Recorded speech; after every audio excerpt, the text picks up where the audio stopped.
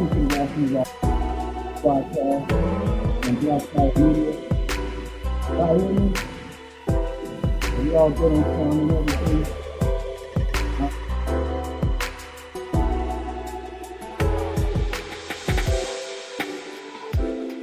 Light and secret world.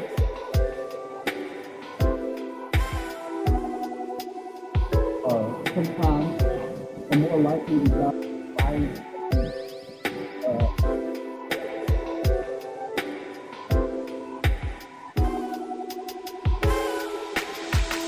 Audio, hold on, let me see.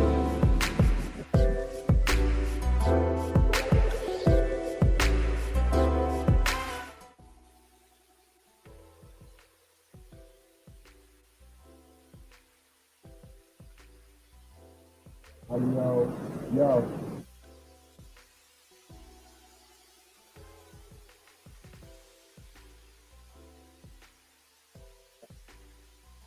What's the audio?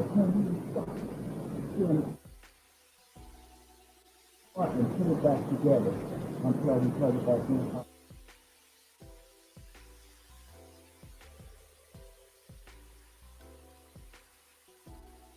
Okay. Is this it?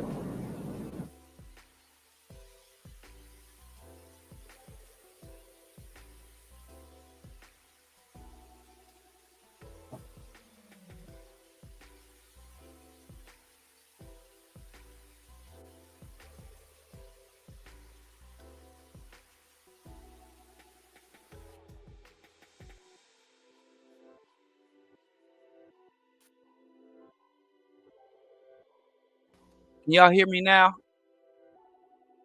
Oh, goddamn. Okay. Sorry about that. I took all this stuff,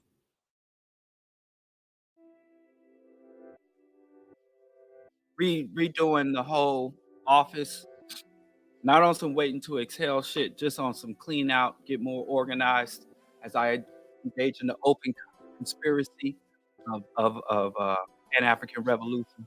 Um, and I took the whole set apart. As y'all know, 2 weeks ago, my whole set was mad janky, and I was having all kind of technical difficulties. And then my listeners, I had listeners donate equipment and give me technical support over phone and in person, and the Bro Diallo community really came together to help me get everything back on track.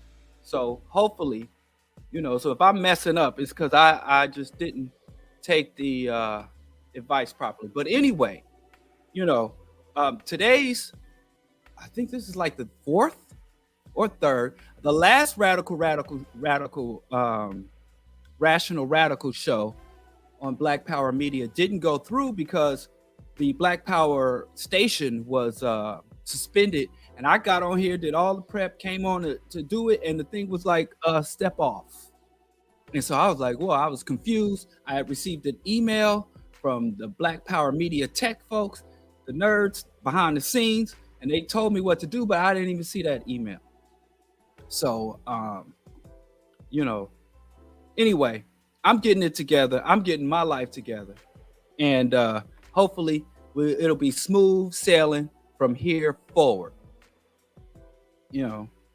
And so, and the whole Black Power Media StreamYard has all kind of bells and whistles. It's mad fancy up in here. And I'm very happy, again, I don't know, I'm going to stop jeffing, as we say in the Midwest, but I'm very happy to be a member and very honored to be here on Black Power Media, because this is where it's at. If you ain't a member of Black Power Media broadcast, you ain't shit. So I said that. I read that on the shirt. I saw somebody online. Somebody had on a shirt that said, if you ain't a member of Second Baptist Church in Atlanta, you ain't shit. So if the churches can say that, why can't I? And while I'm waiting on Skip Coon, today's show is Mississippi Goddamn and Jim Crow's Flies Again. And if you know anything about America, or the right-wing conspiracy, the global white-wing conspiracy, and white folks going full overt racist and full overt fascist, what happens in Mississippi does not stay in Mississippi.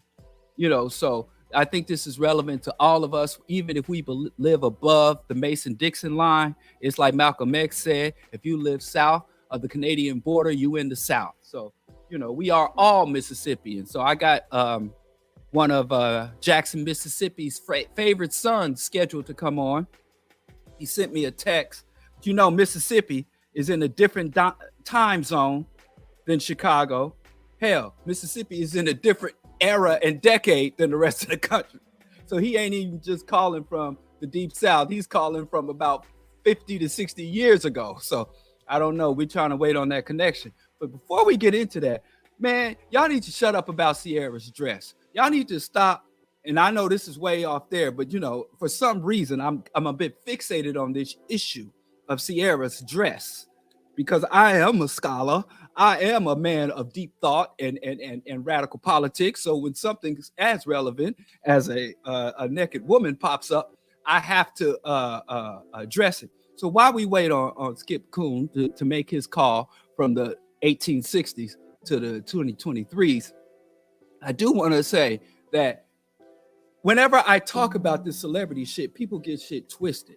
And that what I care about is the people's impression. I care about how the community responds to a public issue based on what it says about the masses, not what it says about that individual. I see Sierra and her husband as class enemies. I hate rich people.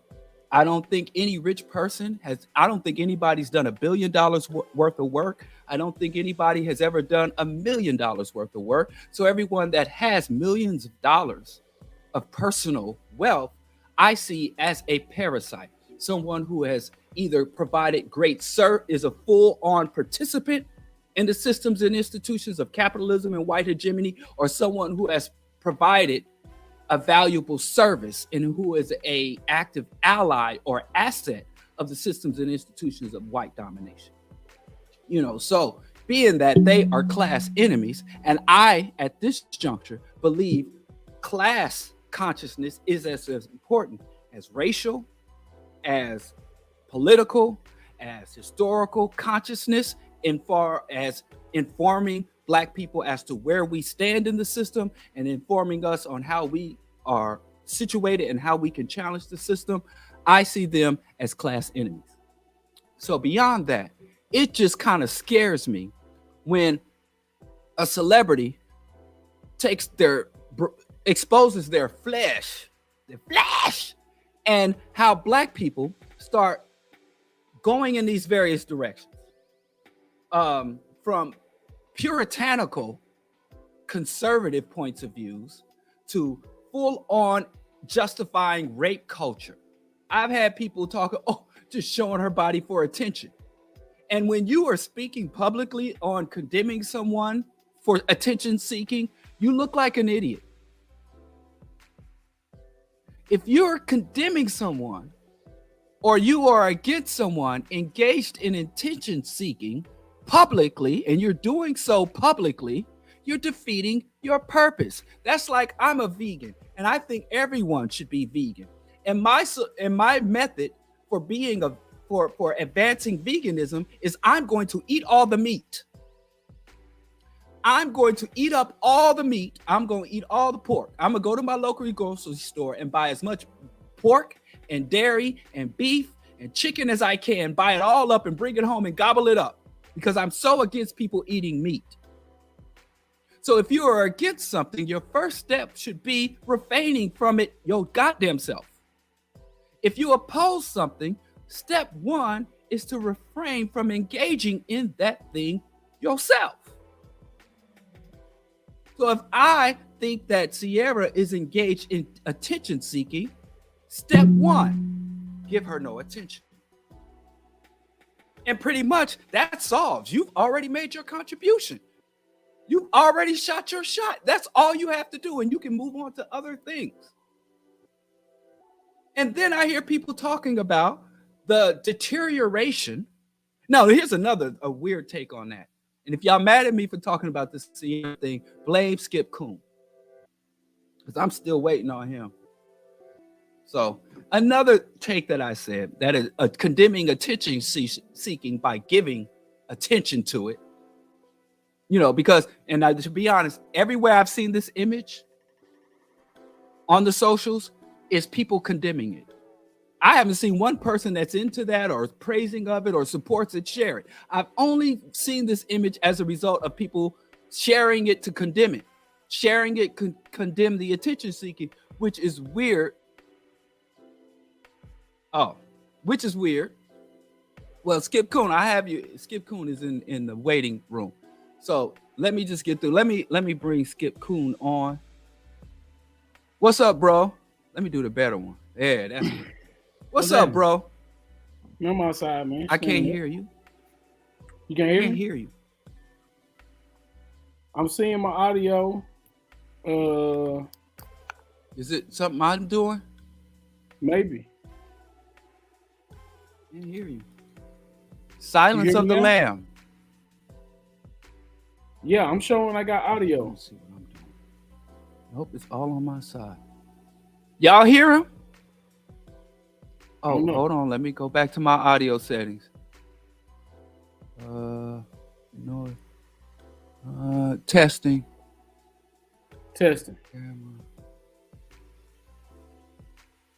Y'all can hear Skip, but y'all can't hear me. What the hell? I looked at the setting. Everything seems to be appropriate. But they saying they can hear me. It must be my fault. Let me take out the headphone jack. That's weird because I hear you. Say something. Say something. I dare you. I still can't hear. God damn it. God damn it. This is what happens when you don't have faith in the Most High. I don't have no supernatural help. If things don't work on the material plane for me, that's all I got. I know you hear me. I can hear you, but you can't hear me. I still ain't heard a word you said. Let me see. I just saw you muted yourself. You went there. I don't hear nothing from. Oh, hold on. Maybe I turned down the volume. That's the music volume. I don't hear anything.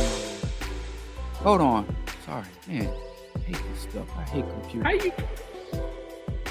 You out of control, bro. Part of my tardy. Turn off the Bluetooth thing. Okay, I turned off the Bluetooth. Still ain't hearing from the headphone. Internet's up. Take off this. What's up, man? What's happening on my buddy? Can you hear me now? Yeah, nope. I have never not been able to hear you. Oh, what? Man, this is some bull. Feds watching. You want me to log out and log back in? I hear you now. Okay. God damn it. I'm sorry. Went away again? I don't often have Christians on my show, so I don't mean to use your Lord and Savior's name in vain. That's on me. Won't happen again because I already told you ahead of time when I reached out to you I wasn't gonna start no mess. So I can hear you. All right, right on. God damn. Oh, God damn it. God damn it. Sorry, man. I swear, folks. That's it. That's it. Let me turn the music down. What's up, man? How you been? Everybody good? I've been well. I've just been because you were running late. I've been talking. I'm just gonna turn the music off. I can't risk nothing. I just been talking about Sierra and her exposing her flesh and the contradictory responses that I hear, about that. But I'm going to just go ahead and drop that because I don't know how much longer before the patty rollers come and get you down in Mississippi. You ain't safe down there. And so we have a voice speaking out in Jackson, in the belly of the beast, unlike the rest of America, which is free and liberated territory. I just say you broadcasted live on liberated territory. Right, yeah, I'm up north. I'm north of the Mason-Dixon. Mm-hmm. I'm up in the north where it's free. I'm up by the closer to the North Star than you are. So, you being a Jackson resident, a Jackson native, and for some reason, somebody who has great affinity for that part of the country and that part of the world, I'm glad. I really appreciate you coming on and talk to us, not just about what's happening in Jackson, what's happening in Mississippi, because y'all changed the flag. Y'all took that rebel banner up. Didn't that fix everything in terms of racism? Y'all got a new flag and y'all took down some statues. Am I not mistaken? Yeah, we got the most black elected officials. You got black faces in high places. You done took down some Confederate statues, and you got a new flag. You took down that Confederate banner and put up a beautiful the new Mississippi State flag is beautiful with a magnolia flower. It's gorgeous. Yeah. So I don't understand what's the ongoing problem down there. Much like a lot of the content on the station,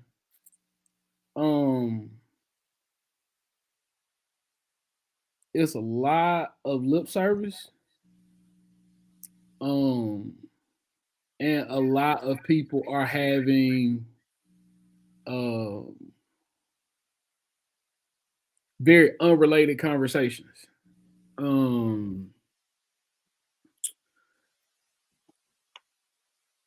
It's we don't know what power is, how it operates, what it looks like, and because we find ourselves in a place where we are more interested in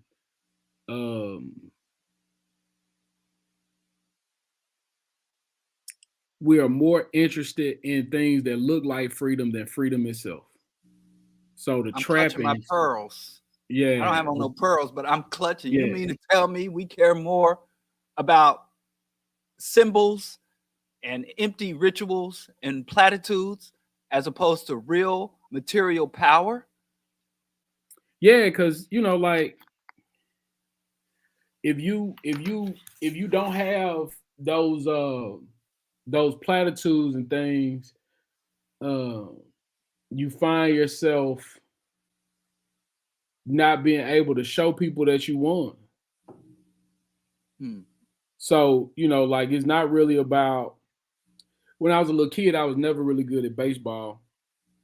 But on the occasions that, like we went out there and we played well, the other team will always have players that if they didn't play a lot, will go out there and like slide and get their uniform dirty, even though they didn't play. And I just always had enough pride in myself that if I didn't do it in the game, I'm not gonna do it and try to pretend that I did it. Like I knew that I wasn't good, but I knew that like if I did that, like that was just a testament to like not being good. Like that was, I might not have been good in my head, but that behavior let everybody know that I wasn't good, and I just had too much pride for that, even as a little kid. Right. And I think culturally, I mean, like I love listening to y'all, man. Who's y'all? You be arguing a whole lot, and I don't understand what you be arguing about sometimes. Hey, this ain't about me. I'm interviewing. We talking about you and what's going. What you talking about? Okay, Dr. Ball, how you hating from outside the broadcast when you can't get in? Look, I'm describing being one of them kids. This what they was doing. But yeah, bro, like I appreciate you acknowledging how they gang up on me and go at my neck.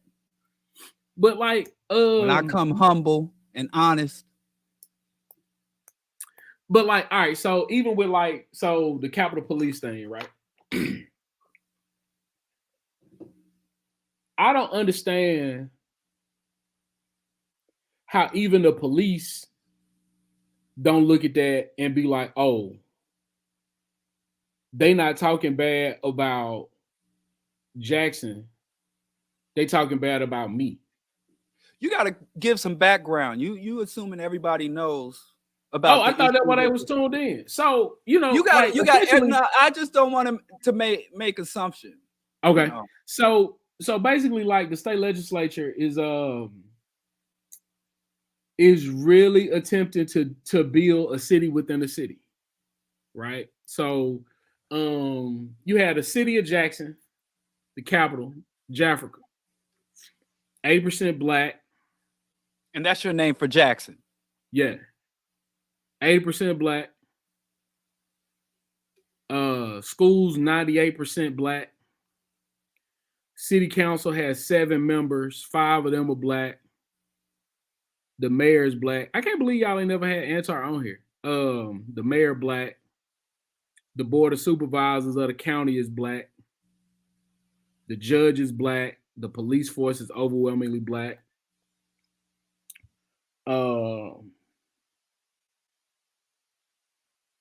I can't think of a place where a white person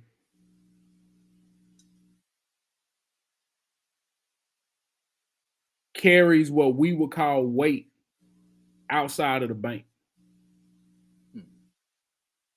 Like when I leave my house, I kind of know where I am when I see white people. Like white people don't really enter into my at all. So they want to build, they've already kind of expanded into downtown where nobody lives for the most part, and put a police force there. The Capitol Police. I thought they were security guards for a long time until somebody told me no, like they're real police. I didn't really understand that. I thought they were just like the security guards. And now, because so much of the property in downtown Jackson is owned by the state, now they are attempting to give them more residential areas to patrol. And it's no surprise that the residential areas that they will patrol will be places where white folks live, where 20% of the city lives. Like you'll have white people that live here that'll talk about how diverse their neighborhood is. And I don't understand how your neighborhood can be diverse in a city that's 80% black unless all the diverse people are huddling together to stay away from the black folk. Like it doesn't make any sense. Like the city is too black. So they are attempting to carve out larger areas where the Capitol Police can patrol. But in addition to that, they also want to give them private courts. And in those private courts, they'll be staffed by, judges that are appointed by the state. And the other thing about this that's so interesting is that this legislation was proposed by a guy that lives maybe 3 hours away. So, and it's supported by people that don't even live close to here. So, like, it shows that the state actively works against the city because the city is black. You can't say because it's black. What you mean? That's no longer acceptable. As just to say, and this is why you can't say because it's black. Late Dick Gregory said they don't do things to us because we black. They do it because they're white. I'm with it. Okay. So they're not doing it to Jackson because Jackson is black. They're trying to take away self-governance, even the sovereignty of the citizens. They're trying to diminish their constitutional and state civil and civic rights and status. Not because they are black, but because those aggressors are white. I'm with it. It's like Okay. what they say, if you think a zebra, a black horse with white stripes, it says something versus thinking that it's a white horse with black stripes. Right. So But yeah, I'm well, picking up what you're putting down. yeah, and it also because there are organizations, black organizations that believe that if black people, if we can be made white, like ADOS people say that black people can be made white. So if we can reach economic parity with white people and we can reach social parity with white people, then the predation would stop. And then the abuses would stop. But one could argue that it would simply take a new form because white people strive for predatory behaviors, oppressive and exploitive behaviors is not provoked by our skin color. Okay. We did not awaken the hatred. We did not awaken the predatory behaviors of white people. They didn't learn to be genocidal maniacs once they saw that there were people with different hair texture and skin tones and facial features than them. They had them already. That was a solution looking for a problem. Yes. So we have to stop saying they do this because we're black. Because for too many black people, the onus is on us to somehow be less black or be non-black or to reduce the relevance or significance of blackness or to obfuscate our blackness or to do something because they're attacking blackness. They're not, they are acting out in such a way that is consistent everywhere they go, even amongst other white people. I mean, that white woman with dementia, that old white woman that with dementia that got beat up by the police and the police were laughing and mocking her, broke her ribs. You know, white people didn't invent lynching and slavery when they got to Africa. They didn't invent genocide and perpetual warfare when they reached the New World. That was going on in Europe amongst white people for centuries. But I digress. We talking about Jackson. Now, that's not just the only thing, because I mean, this particular is this because there's so many stories. Yeah. In the corporate media, the progressive media, and the right, even Fox News is like, goddamn, is this relatively new behavior coming out of the Mississippi legislature or the state capitol? And if it isn't, why is it getting so much mainstream attention at this juncture? Well, it's there's a heat check. It's just, seeing how far we can push this line. Mississippi is always, one of those states that's always first in this repressive and evil legislation, right? Like ALEC has a ready, willing. You got to say what ALEC is. Okay. ALEC, or I could say ALEC is the American Legislative Exchange Council, which is a right-wing billionaire. Because I love how, especially black people, always talking about George Soros. Like he's the only billionaire out here, moving the chessboard around. But anyway, ALEC is a right-wing conservative political body with billions of dollar backers that goes around constructing public policy and legislature for local and state governments. And they also fund multimedia campaigns on social media to either defeat progressive legislation or enact reactionary legislation. ALEC is literally a shadow government.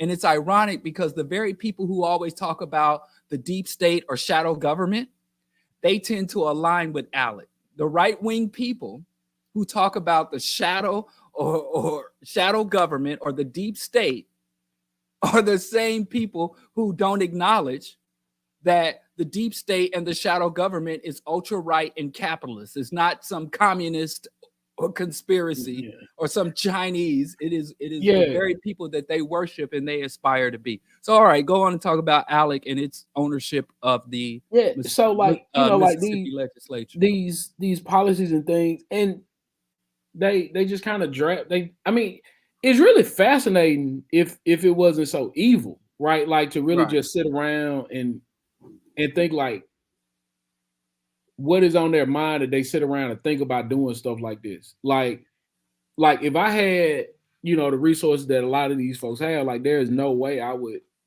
spend it doing things this foolish. You know, like, you know, I would really be walking around here being a superhero. You know what I'm saying? So it's just, you know, like that is a very fascinating part of it.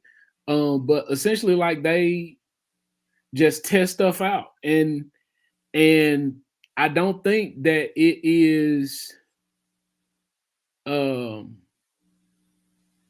coincidental that these very rural, very white, very willing places like take up these policies. Well, I'll take that back. These places that have enough of a black population to give them a body to chase, right?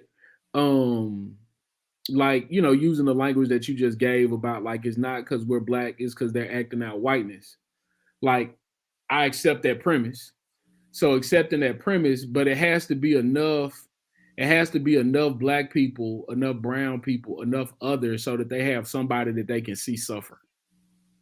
Like that's the thing that they're really looking for. They're really looking for somebody to see, you know, they really want to see some suffering.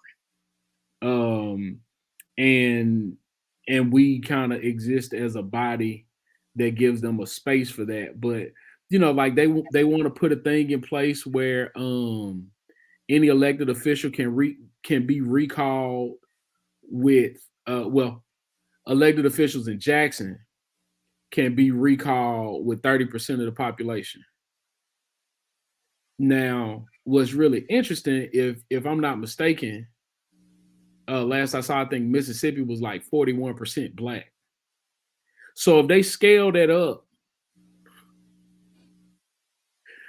you know, like now, like you really got to figure out like what happens when y'all elect the governor that we don't want, and now we can play this game where you don't have a government, right? Like where, you know, a decision is made and we'll come out and support it, because like a lot of these things really break down the blacker a place, the more likely a Democrat is to be elected in Mississippi.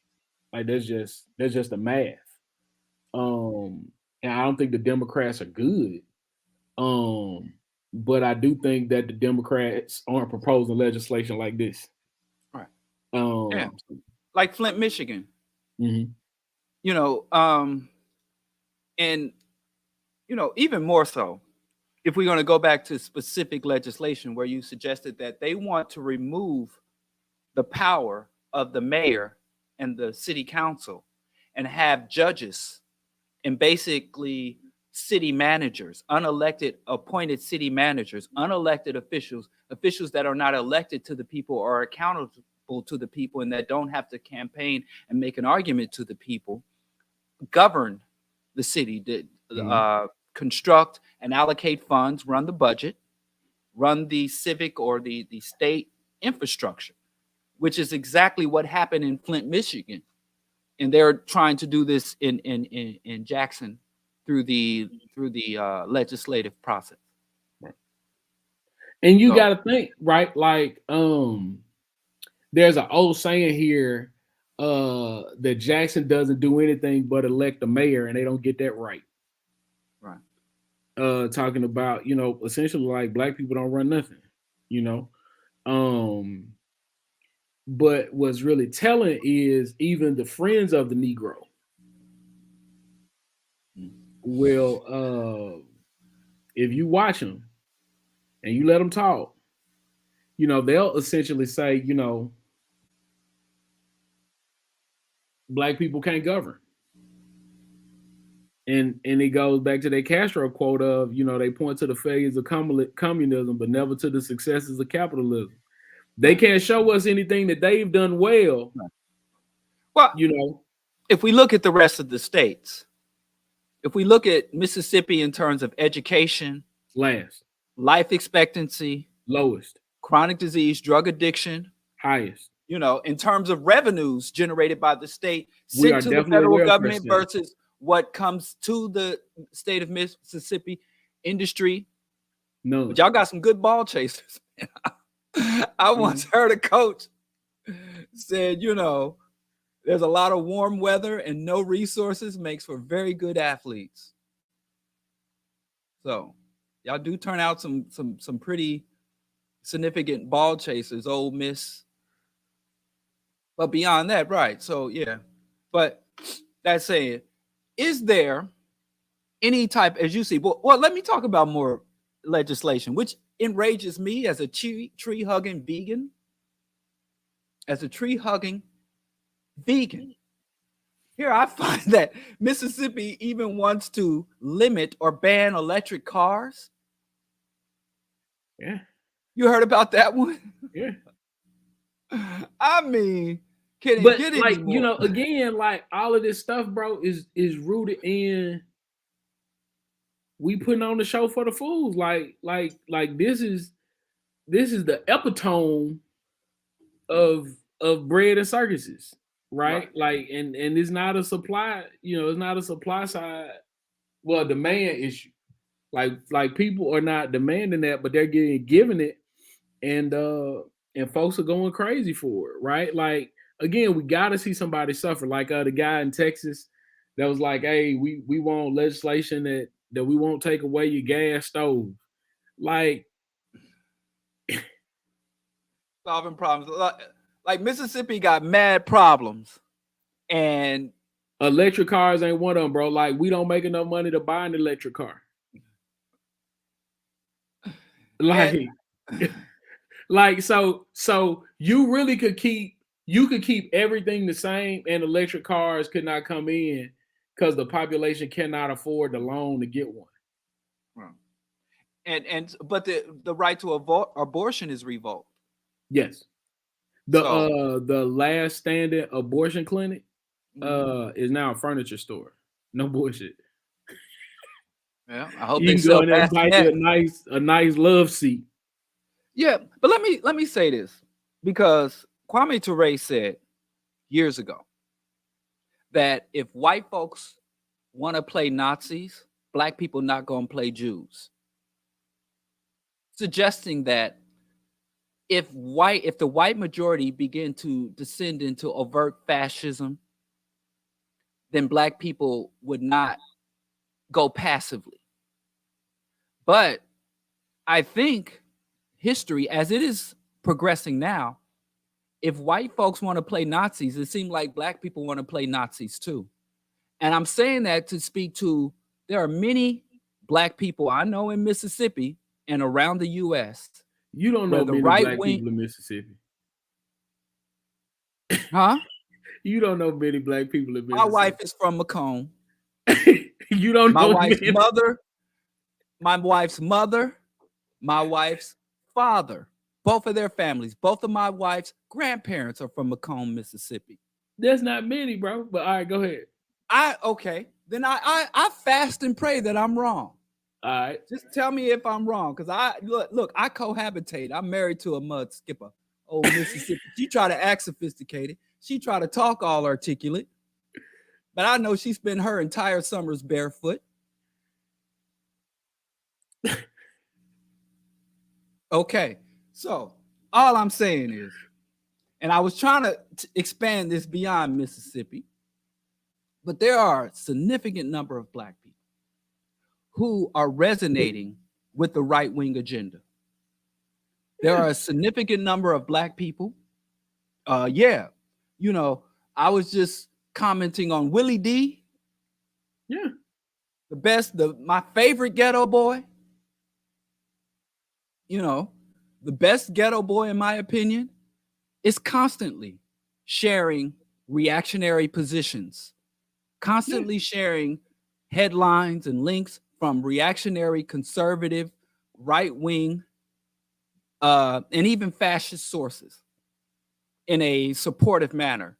So there are significant, as you talk about the Mississippi legislature and many right-wing movements and political bodies are revoking the right to abortion, and anti-abortionist and black folks, abortion and genocide, fighting the gay agenda, the whole groomers rhetoric about groomers and banning drag queens. There are a lot of large segment of the black community that support that, bringing God back to school, bringing prayer back to school, Christian values, strengthening the family, making the man the head of the family household. There is a laundry list of fascist, reactionary, far-right values and legislative priorities that there is a significant number of black folks are embracing and aligning with.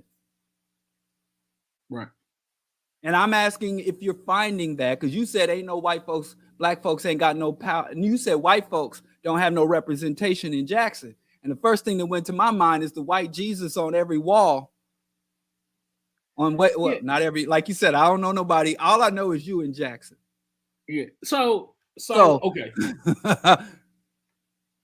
So yeah, right. Like, people want simple answers to very complicated problems. Yes. A very simple answer is, oh, these people gay. It's because it's on TV. Now,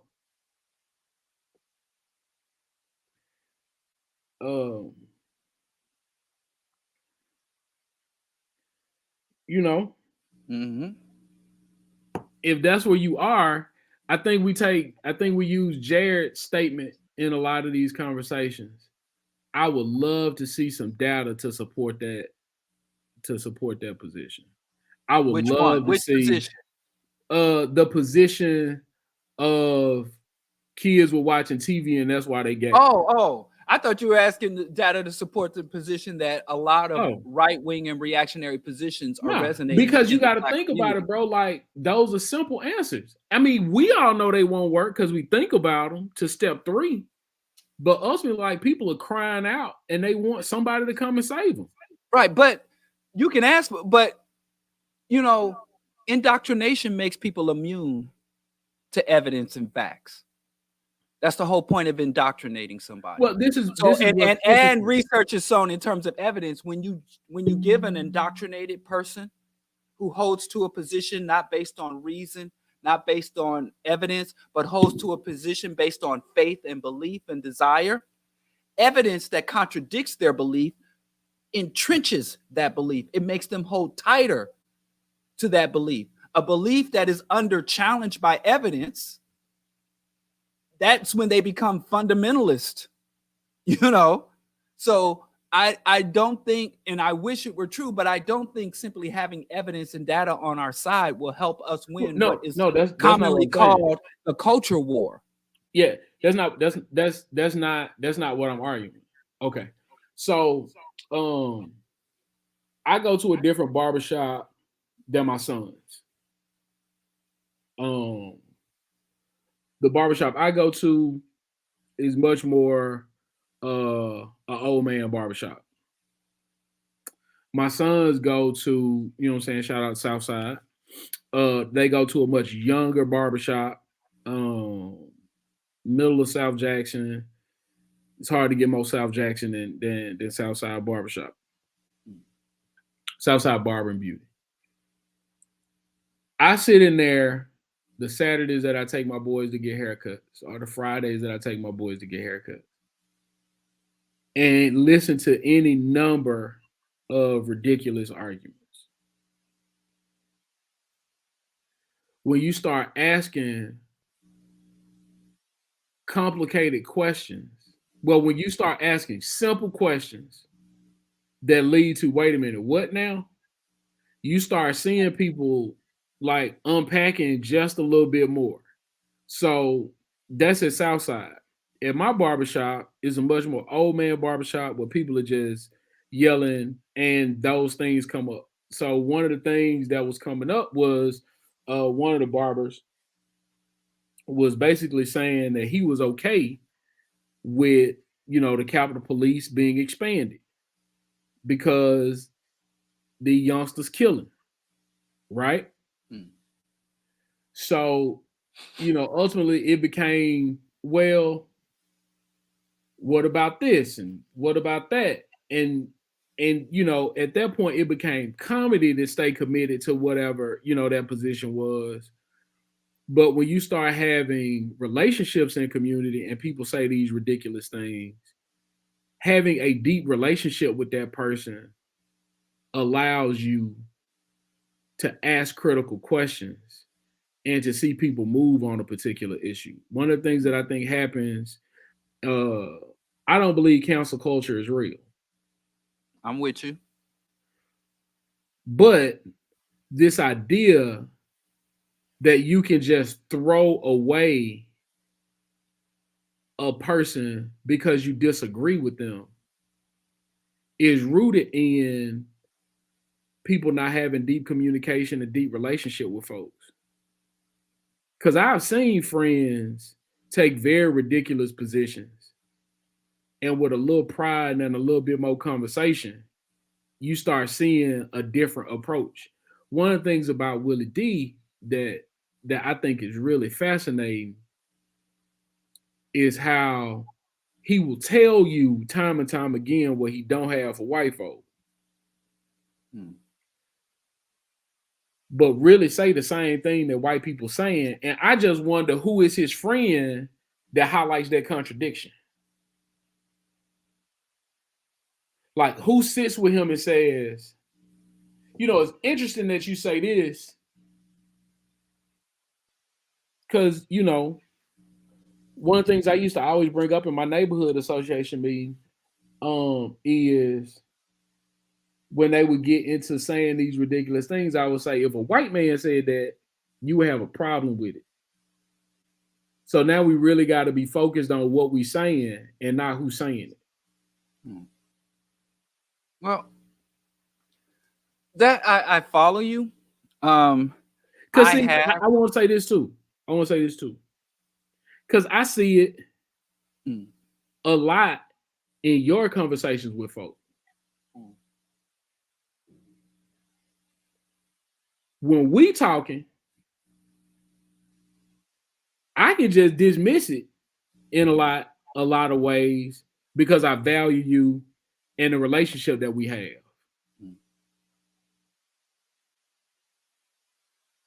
But if I don't know you and you talking to me in the way that you sometimes talk on these things, I get the presentation for radio and, like to make it engaging. I get it. But I get to say wild stuff to folk because they see me. They know where I'm at. They know my people. They done known me. I done been on this for years. And they know that there is a deep, genuine, undying, fully committed love to you. Second person plural. So when I walk in the shop, like there have been conversations that they've been having and they, locked into it. And it's like, wait, whoa, Joe here. Ask him. And it's not because I know more than everybody. It's just I'm present. Right. And I think people like us got to start finding ways to really be engaged in community and relationship. And because we don't. We come in, really, and this is really interesting. I think this. I think we come in and we act out our version of missionary. Like, not saying you're doing this, because we talk on the phone, we text, I call you all the time. Like, you say something crazy, I text you about it, right? Like when I said the South Lord thing, I killed hip hop. Like we not finna do that. Like, we not gonna disrespect the South, right? Like, we not gonna do that, right? Not as long as I'm alive. But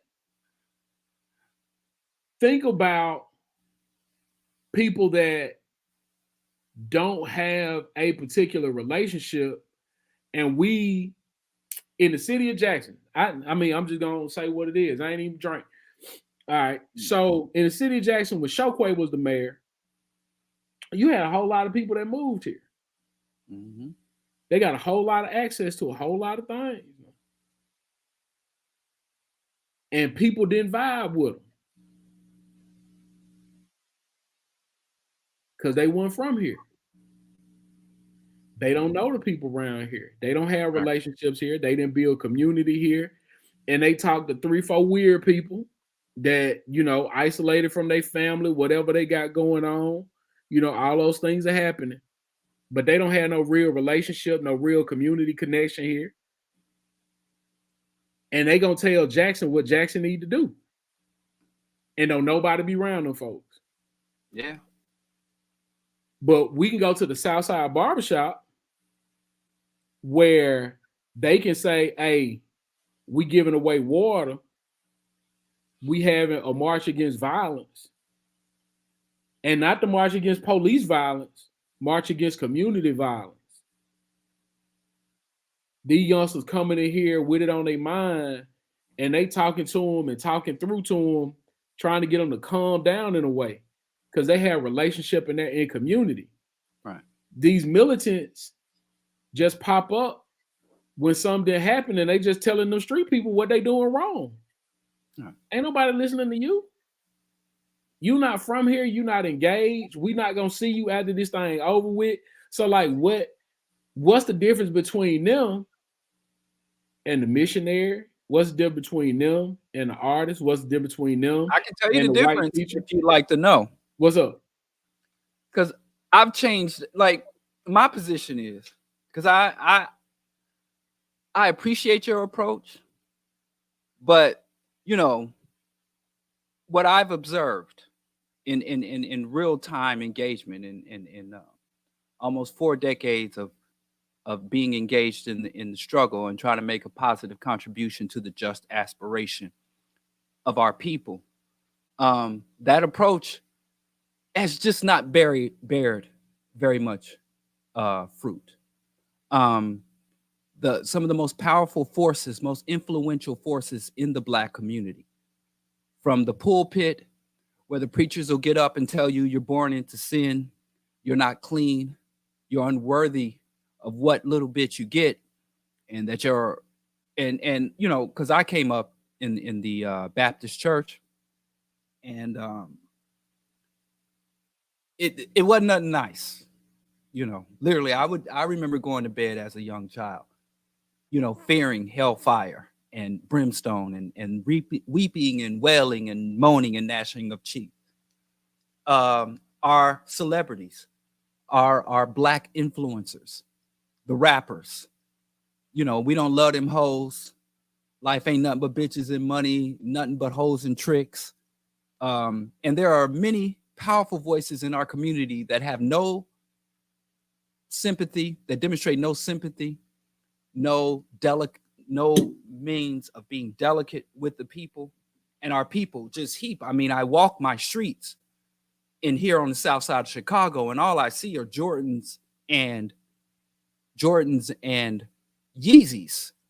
Two men who have not shown any organic relationship, no connection to the community or to the struggles or plight of our community. So I found that this whole, trying to relate person to person. Now, I have a lot of relationships, that I value, that I do what is necessary to preserve and cultivate and strengthen those ties.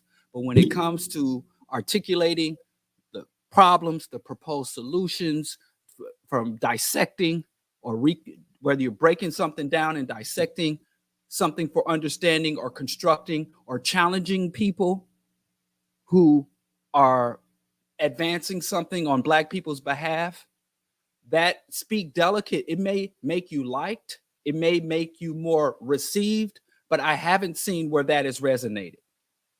So my goal, from my point of view, as I speak to the masses of people, to the extent that I'm able to reach the masses, is to articulate accurate, to be accurate in what I articulate, not necessarily as receptive. But the reason why there are some people that are able to resonate is because what I say, Black people are primed for certain things.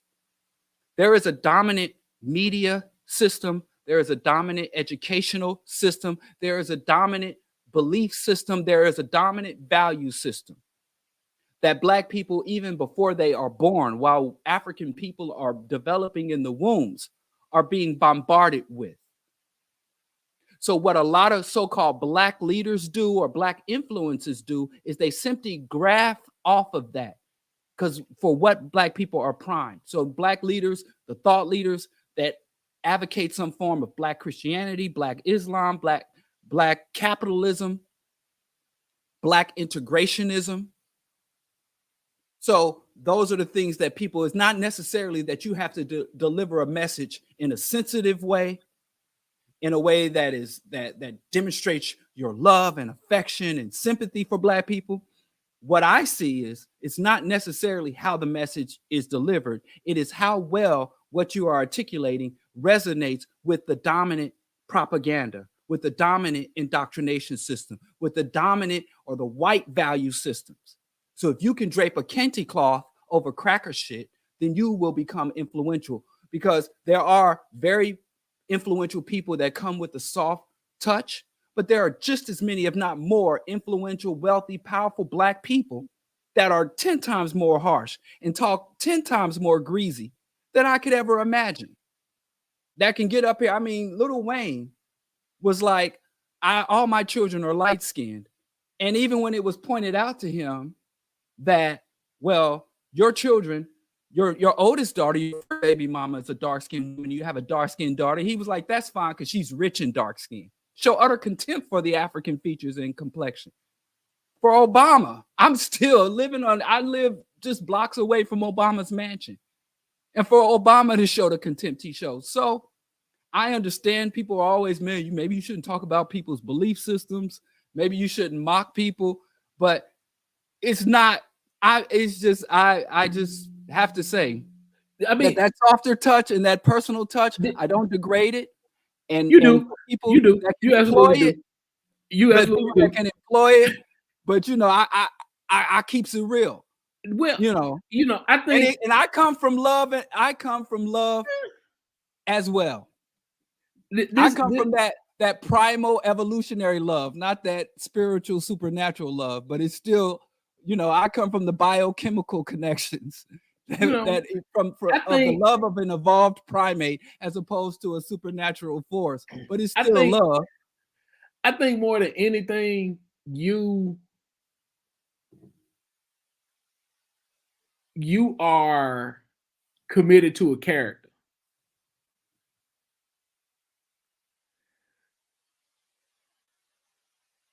And okay. But I know everywhere I've gone,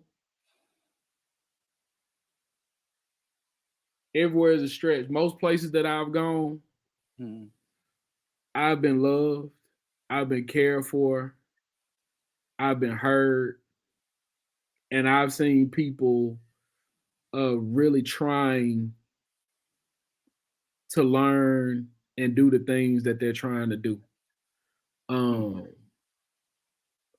And I do think that capitalism shit shows up because nobody's around them. Right? Like Diallo, Skip are not showing up in those rooms in real ways, making a lot of this stuff plain. Like I don't think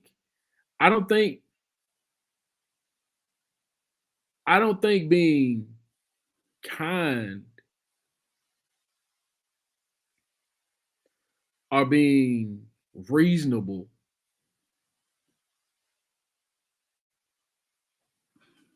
is ineffective. I think sometimes we want people to change. And I share your contempt for Obama. But there's one thing he said that I think that resonates with me in ways that keeps me humble in ways that are like absolutely necessary. He said it will take longer to fix than it did for it to unravel. You're quoting Obama to me. Stop playing like that. Listen, bro. If you think you've been told since you was 9 years old that you take control of a woman and fear no man, and that's what a man is, Since you were 9 years old, and you walking around from 9, focused on taking control of a woman and fearing no man. If you think me yelling at you for 15 minutes is gonna get you beyond that, then I'm gonna be yelling for 15 minutes. You're gonna be annoyed for 15 minutes, and ain't nothing gonna change.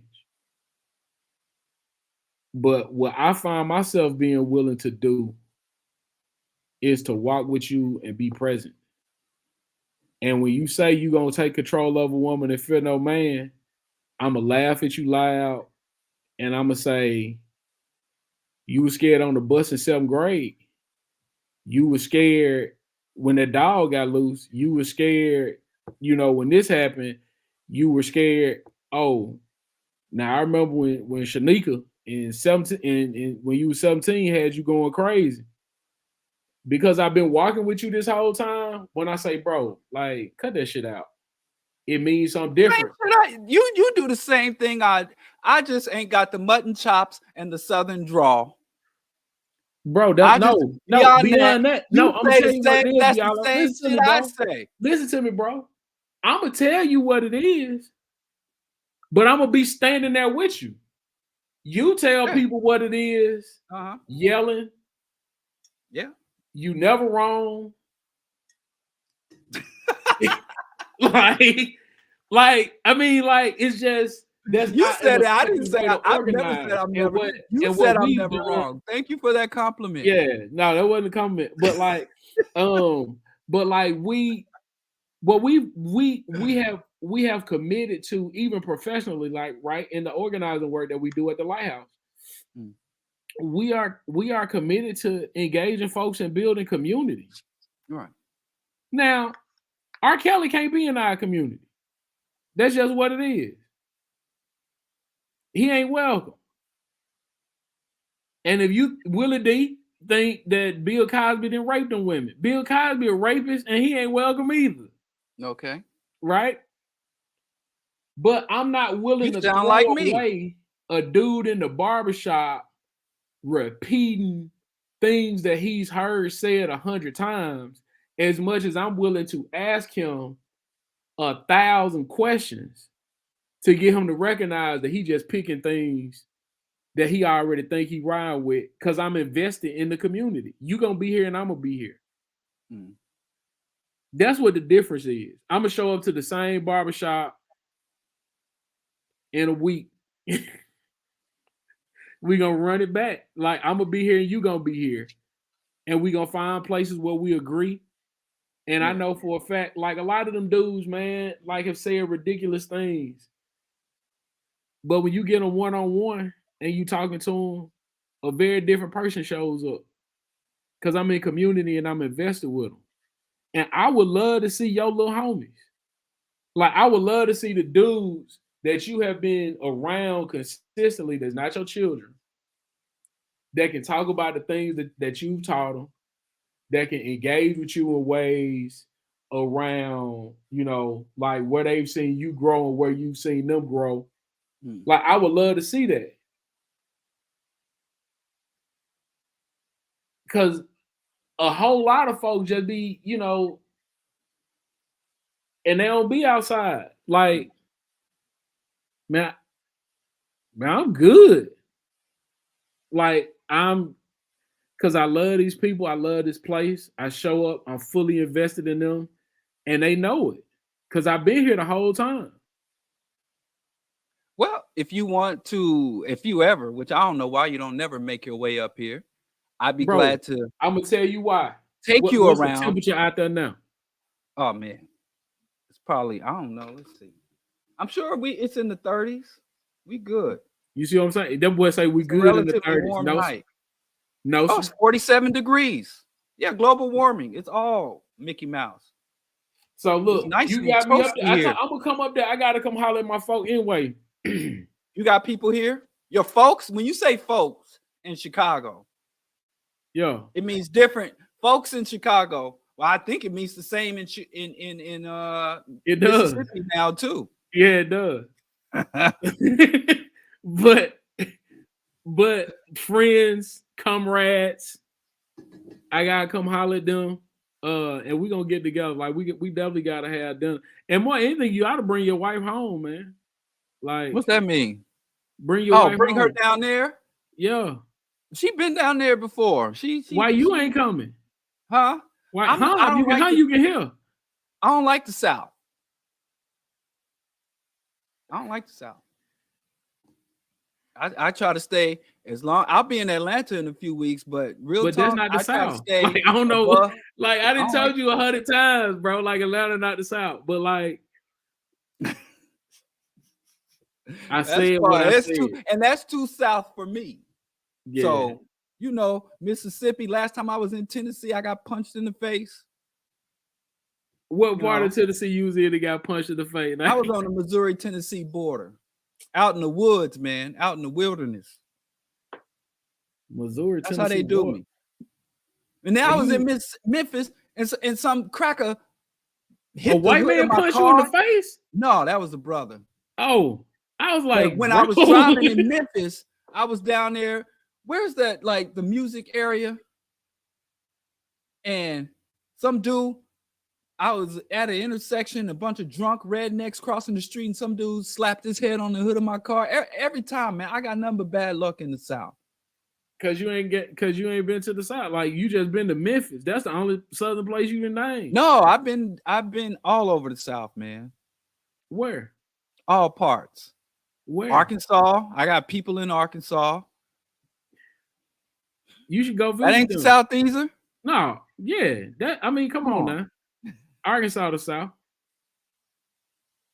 I don't know if this Kentucky is Kentucky the South. Absolutely not. That's Appalachian. Huh? That's Appalachian. Well, Kentucky, yeah, they sure act Southern. Somebody need to tell them they ain't. They just rule. God damn, how they treat them horses is despicable.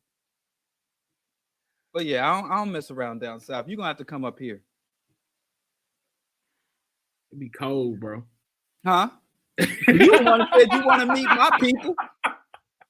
You want to come to Chicago and meet my people here in Chi-Town? Hey man, I'm good anywhere, bro. I'll pull up. You might have to check in. I will. Let's be very clear, bro. Let's be very clear. Man, I show up, man. I show so much respect. All right. So, but anyway, back to, we ain't supposed to be talking about me, but yeah, I'm gonna keep it 100. I keep it real. Sorry, I don't have no other way to keep it, but I think somebody need to articulate the unfiltered truth, and stop. I do that too. Shit. I get told, like I get treated like I get the same things I'm telling you. People have told me. That's what I'm saying. You start condemning me and then start saying the same shit I would have said. So somebody rubbing off on somebody. Hey man, and I'm gonna show up next week and they're gonna love me and I'm gonna love them. Right. Yeah, you me and I'm you. We the same people. Except I live in God's country and I show respect to people. You be real disrespectful, bro. And look, I'm gonna tell you this, bro. And get off the spine. You would turn into me. On the cool, bro. You told me before that you got punched in the face. I really got to hear this get punched in the face. So you what, 14? It ain't much. It ain't much of nothing. I was down there trying to help the people of the Deep South. Down there trying to awaken and radicalize the people of the Deep South. And said something about God and Jesus. The dude, it was a sucker punch. See, that's why you be going so hard. That's why you be going so hard on me. Like, cause you think you ain't even talking to me. You talking to that dude. You showing him that you ain't no punk. Yeah, but the same dude. I ain't even gonna talk about dude because he might be listening somewhere. But I ain't even gonna get into dude's business. That was madness. So before we open up for Q&A, you want to talk? Is there any mounting resistance to the rule of minority or the rule by minority of because that's what this really is. Because but see, that's the other piece of it, bro. Whether it be fair or not, and I would venture to say that it's not.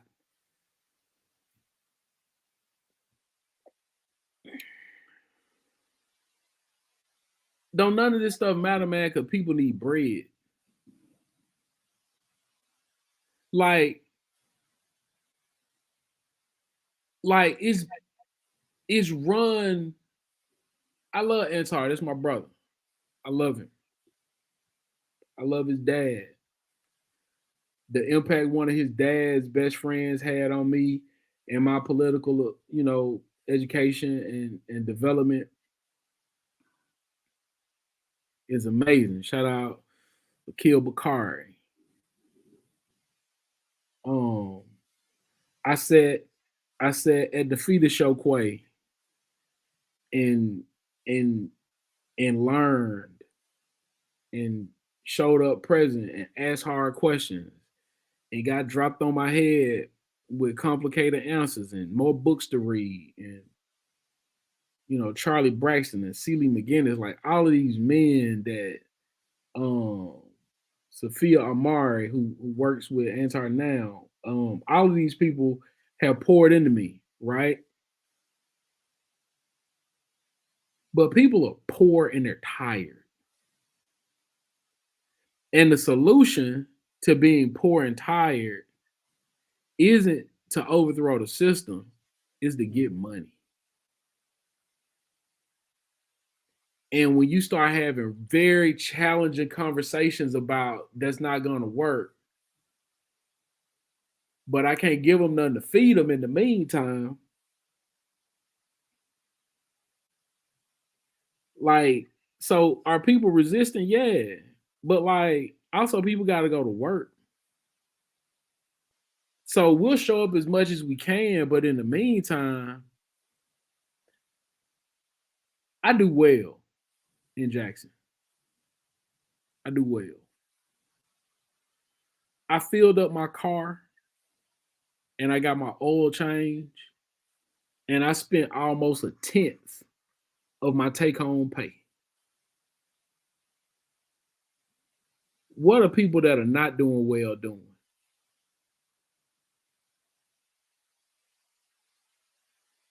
So how we gonna ask them to be at the rallies and they still show up at the rallies? And how we gonna ask them to show up to vote and they still show up and vote? And how we gonna ask them to hold a sign and they still hold a sign? Like, yeah. And they gonna do it and it's not gonna work. And more people gonna go to jail. And more people gonna get out. What does besides rally and jail, what does voter turnout look like?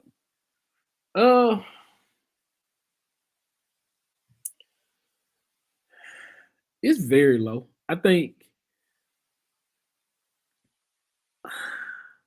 30% of the population elected the mayor. But what you got to remember is this isn't a local voting issue. This is the rest of the state electing people that do. I'm actually asking about statewide because actually when they a lot of times when they poll people, they're like, what is I'm asking statewide actually. I'll be shocked if it's 45%. Yeah, because here in Chicago, I know some young people who went out to face police, armored vehicles and tear gas and billy clubs, but they didn't go vote.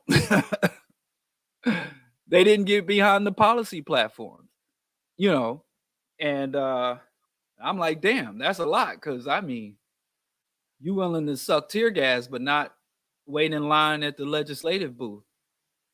So that's wild. These young people are wild. Right? And it's like, well, voting don't matter. You're right, it doesn't. But if you a real revolutionary, how you gonna leave a tool on the table? Yeah, voting does matter. But it does impact public policy and budget allocations. Local governance is a thing, and it impacts us. But anyway, I think just for the people listening, I think that it would behoove Black people in the blue states and Black people in the United States in general to pay attention to Mississippi, because it is a microcosm. Because the right wing Republican, the ultra conservatives, the authoritarians, the evangelicals are actually outnumbered. Their own goddamn children don't rock with them. Mm-hmm. So there is a trend in the United States for majority rule, to subvert, because the United States has always had an extremely shitty democracy. Mm-hmm. And if you think the United States under Democratic, and not Democratic Party, but under majority rule was monstrous, look at the United States under minority rule. So things are deteriorating rapidly on the political spectrum, which means as a resonate, which will expand out economically, so on and so forth. So I think as also as minority rule begins to expand, so will they have to enact the apparatus of the state for repression of the masses. So I really do think the places like Jackson, the Republican or the conservative or the evangelical establishment is using Jackson as a laboratory for its regressive policies. And other places, I could think of Arkansas and their legislative body and the governorship of Arkansas. They're definitely have laboratories and groups, like you said, ALEC and the other authoritarian, reactionary, and capitalist elites are looking to make sure that the status quo is not simply maintained, but it regresses further. All right, so just look it up. I'm looking at Mississippi Days information, and this is Trump, so it spiked a little bit more. I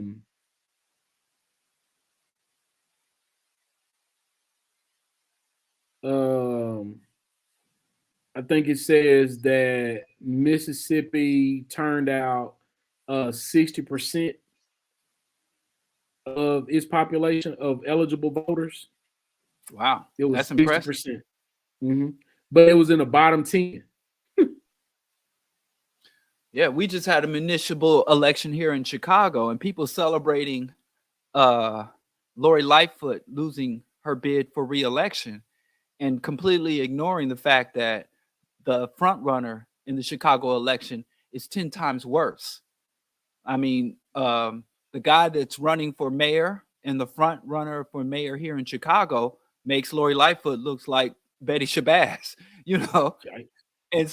And it's so weird to me to see the people in our community celebrating like, oh, Lori's gone, when her policies are on track to be not only advanced and sustained, but intensified. So, like Del Jones says, we lose so much, we don't even know what victory looks like. So at best, I would say celebrating Lori's ouster is premature, if not just irrelevant. So with that, are you willing to take some questions from our audience? Yeah, but let me tell you something, bro. Well, hey man, I know y'all used to, like arguing with people on the internet, but I'm not one of these internet people.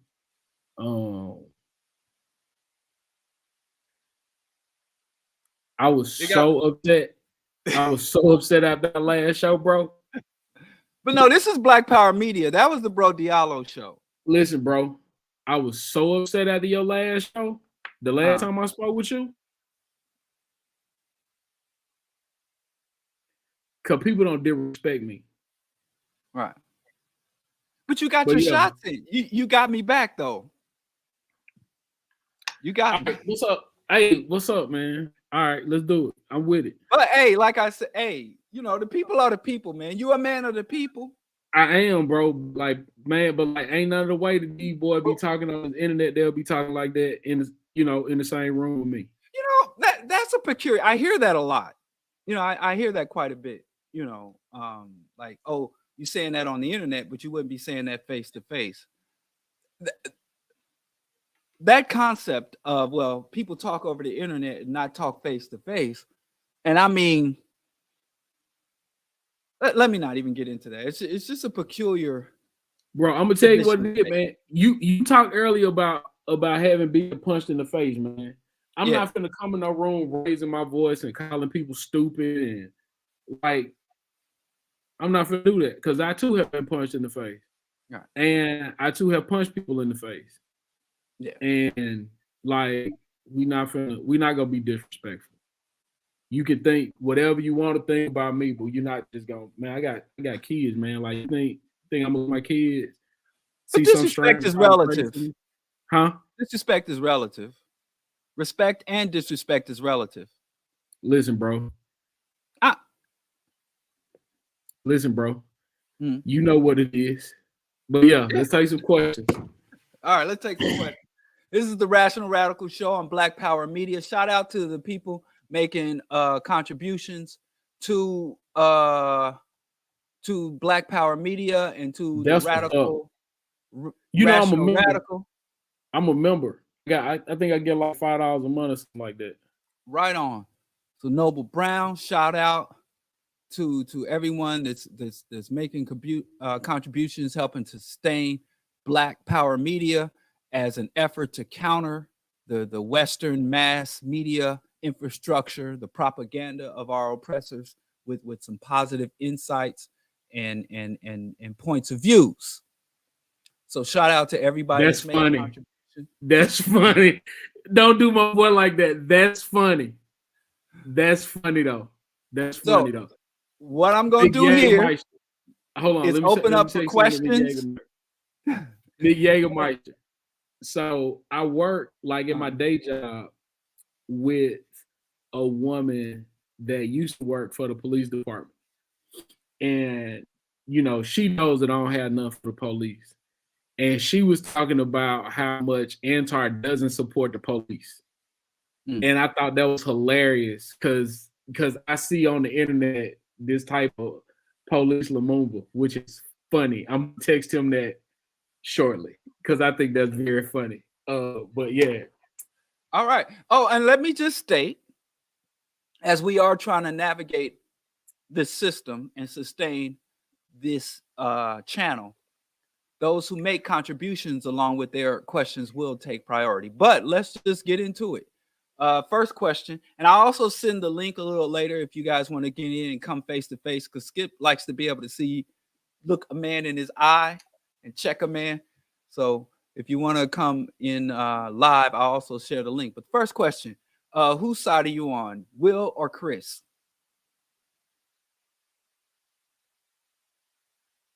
Now we can talk about some serious stuff.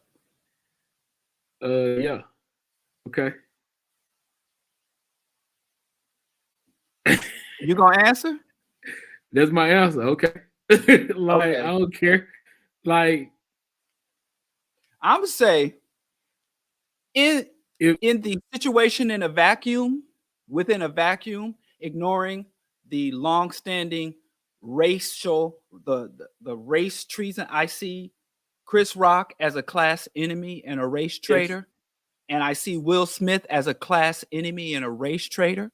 Yeah. But barring that, if I'm not looking into Will Smith's long history of being a military industrial complex propagandist and a paid asset of the oil oligarchs of the Emirates, Dubai, and places of that, him being on the payroll of modern day slave traffickers, and Chris Rock's ongoing coonery, in isolation of all of that, and we forget who these men are and what these men have done and what these men represent, and you isolate it down to the slap, I would have to say I was on the side of Chris.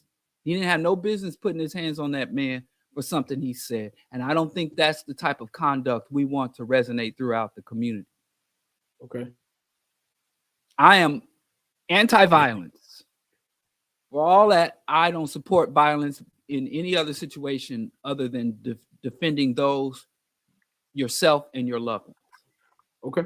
So in that isolated, but taking into account who they are, Okay. I'm on the side of the people, and I say, absolutely, screw them all. Can I change this question to enemy of the state versus Pootie Tang? Pootie Tang is a classic. Pootie Tang is one of my favorite movies. Sarate, Kobe down on the candy style, my Damie. I'll take Pootie Tang. I'm gonna sign your P on the running sign. Kobe down on the Pootie Tang, my Damie. Okay, so now that that's settled, we're both on the side of the people, and we think both of those men are enemies of the people and assets of the oppressor.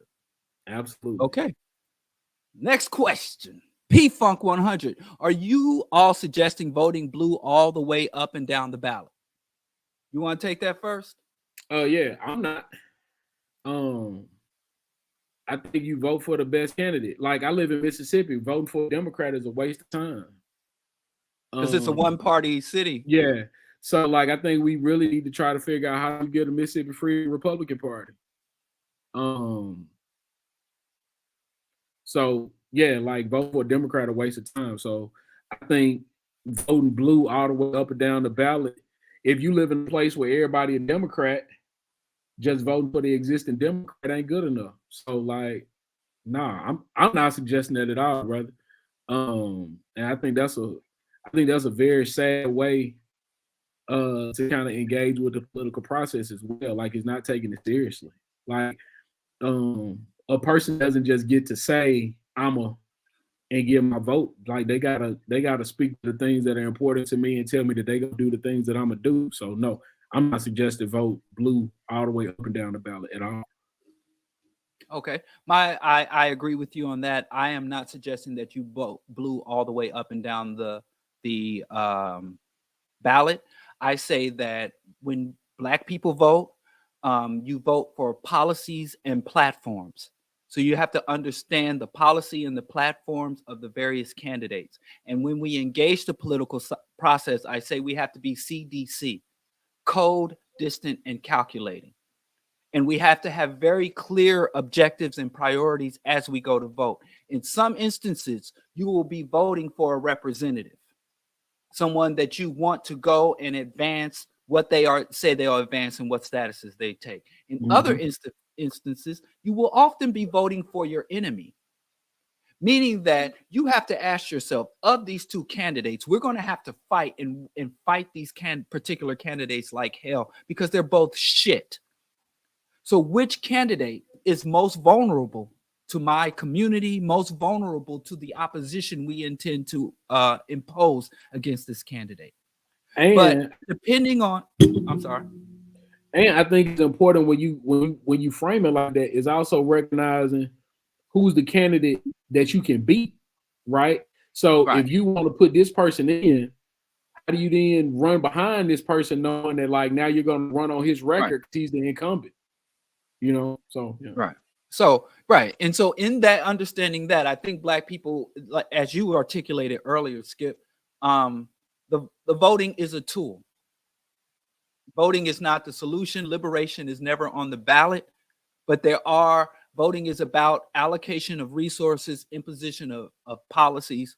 Do you want to fight against the system with insulin, reduction in price of insulin, lead paint abatement? You know, I remember one time that was one of the main things when I was in Missouri. You know, they had this whole program where they were going to give federal funds to abating lead paint in a lot of the old homes. And that was a major policy thing. So you want to fight for liberation with lead paint abatement or lead paint still on the wall. So there are, when it comes to civics and civil governance, and I think we don't have enough appreciation for policy and bureaucracy. But beyond that, the answer is absolutely not. In the last presidential election, I voted for the Green Party candidate. Because I live in Mississippi, he's going to go to the Republican candidate. I have voted for the Green Party candidate probably since I've been voting, because of that. If they get like 30%, they get eligible for funding. Right. Yeah, like, so I think, you know, in places where, you know, you need to be doing that to help them get some of the extra funding. Yeah, I say if you should vote in every single election, but your vote should, when you sit down to determine to review the ballot, I think that you should vote. But there are times I think I have seen some Democratic candidates on the national and local level that I support. In this most recent mayoral election, I voted for a progressive Democrat for mayor, and when in the runoff, I will be voting for that Democrat yet again. But I didn't vote for him because he was a Democrat. I vote for him because I strongly oppose his opponent, Paul Vallis, who is a racist and a fascist and a corporatist. And I also support and appreciate his political pedigree, his track record in the community, his track record with unions, his track record with opposition to the Chicago Police Department. So I'm not voting for anybody because they're a Democrat. But I will vote against somebody because they are Republicans. The Republicans are for shit. There's nothing redeeming there. There isn't a progressive caucus or any, but beyond that, the answer is no. Vote strategically, vote policy, vote platform, don't vote personality, don't vote political party. Can we go on to the next one? Okay. Is there a chance to review the state? Is there a change to the revenue the state gives to the city in Jackson? No. So, like basically the state, there was a conversation I heard where some people were saying that the state has allocated, so many millions of dollars to the city of Jackson that the city of Jackson hasn't billed the state. In other conversations, it is always largely that states do payment in lieu of taxes. So because the state owns so much property, it doesn't pay taxes on this property. It would give other things to the city to kind of help offset the cost of the capital being in that particular city. The state does not do that. So there is not. And a lot of the revenue that the city has gotten, especially like with the water crisis, we voted to tax ourselves more to help raise money to pay for these things, and the state fought that. Didn't want us to have access to the own money that we agreed to pay. So no, the revenue the state gives the city is no. That's not what's. Well, I don't think they're asking about Illinois and Chicago, because the revenues it's reverse. Illinois sends more money to Springfield than Springfield ever sends to, but that's a different question. Do you follow the Church of Camus? I have no idea what that is. Neither do I. Okay, I guess we're moving on. Thanks for the NF. Thanks for the super sticker, for the support. I think this is a question. Okay. If someone says something you don't like and you don't have a comeback for it, it's okay to be violent towards them? Is that what the whole thumb thug call out is at its core? Might makes right? I don't really know what you're talking about. But going just to the first part of the question, someone said something you don't like, you don't have a come. So I'm not playing the dozens. Like, I don't believe in attacking people. I attack positions. And if someone ever thinks that I've attacked them as a person, I'm quick to apologize. So it's okay to be violent. Yeah. Like, if somebody wants to be disrespectful, like sometimes a blow to the head come with that. So, and I don't know what the thumb thug call out is at its core. Maybe like you talking about me giving the thumbs up. I don't know. I'm not. No, like people typing Twitter fingers, like people online. Oh, okay. The so you thumb online thug calling call out. someone Okay. Stupid or like I think this is what I think about that. Like, especially now that I understand that part of it, I think it's interesting. It's a way to try to level the playing field. Because if you were tough and use second person plural, P-Titka, I hope I'm pronouncing your name right. If it's wrong, I'm sorry. I'm no disrespect. But I think that's a way of evening the playing field, right? Like, you wouldn't say nothing crazy to a person in their face. That person wouldn't say anything crazy to a person's face. They would have a whole lot of other things to say, on the message board. So like you just trying to get a person into an arena where you can win. And that's what I think people are trying to do. So I don't think might makes right, because I didn't lost one, and still thought what I thought at the beginning of it, at the end of it. So no, I don't think so. Well, yeah, I think to me, my online persona, it does not vary from my real life person to person persona, and I haven't had much issues. I've always been very vocal, and I've always stood hard on my positions. And my positions, a lot of things, the things that I get most controversy about is, my position was always, if you put yours on the table, I'm gonna put mine on the table. So I don't run up on people attacking their positions. But if you articulate a position, then I'm going to articulate my position. And if you have issue with what I articulate, you can disengage. I don't follow. I don't chase people down. I don't try to impose. I'm not a missionary. I'm a revolutionary. But if it's something, if it's too volatile for you, or if you can't engage, or if you think that some things are too sensitive to discuss, then I think that the onus is on the person to remove and disengage. And if someone follows you or pursues you in your attempts to disengage, then I do think you will have to level up in your ability to protect your space. But I love this thumb thug. Like, that's crazy. That's cool. I prefer thumb thugs. I actually prefer. I mean, they're a lot safer. And I prefer studio gangsters. I'm not really sure why the Black community is advocating for more face-to-face violence. So yeah, if you can keep your thuggery and your gangsterisms to non-physical spaces, I don't know why we don't advocate and praise that, as opposed to, especially living on the south side of Chicago. Just not too long ago, I just pulled up on my a good childhood friend who just finished 17 years in prison, and going out, taking him out, working with him to get himself reestablished in society. I wish a lot of my homies had kept a lot of their stuff online. A lot of brothers who are dear to me that are trying to navigate the world with like 15, 20-year-old felony convictions. Even my own father, where he's he's in his 60s, 70s, and still dealing with obstacles that were put on him since he was 17 years old. So this type of rhetoric in the community, just keep that smoke. If that ain't, keep the smoke for the oppressor. Or it's Absolutely. Like Speech said, if we had as much smoke for our oppressors as we did, or no, that was Boots Riley, as we had as much smoke for our oppressors. So anytime you want to keep it real or take it to the streets, make sure you're targeting the oppressor, Absolutely.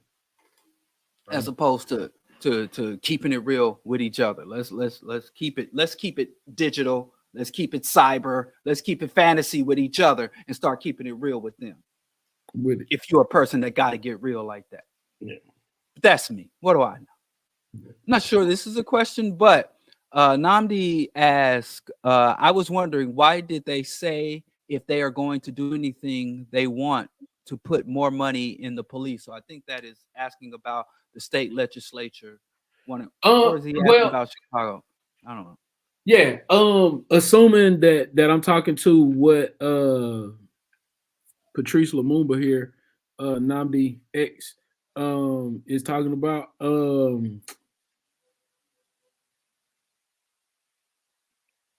So, like, I'm sure wherever you live, if you watching the show, you Black, probably, right?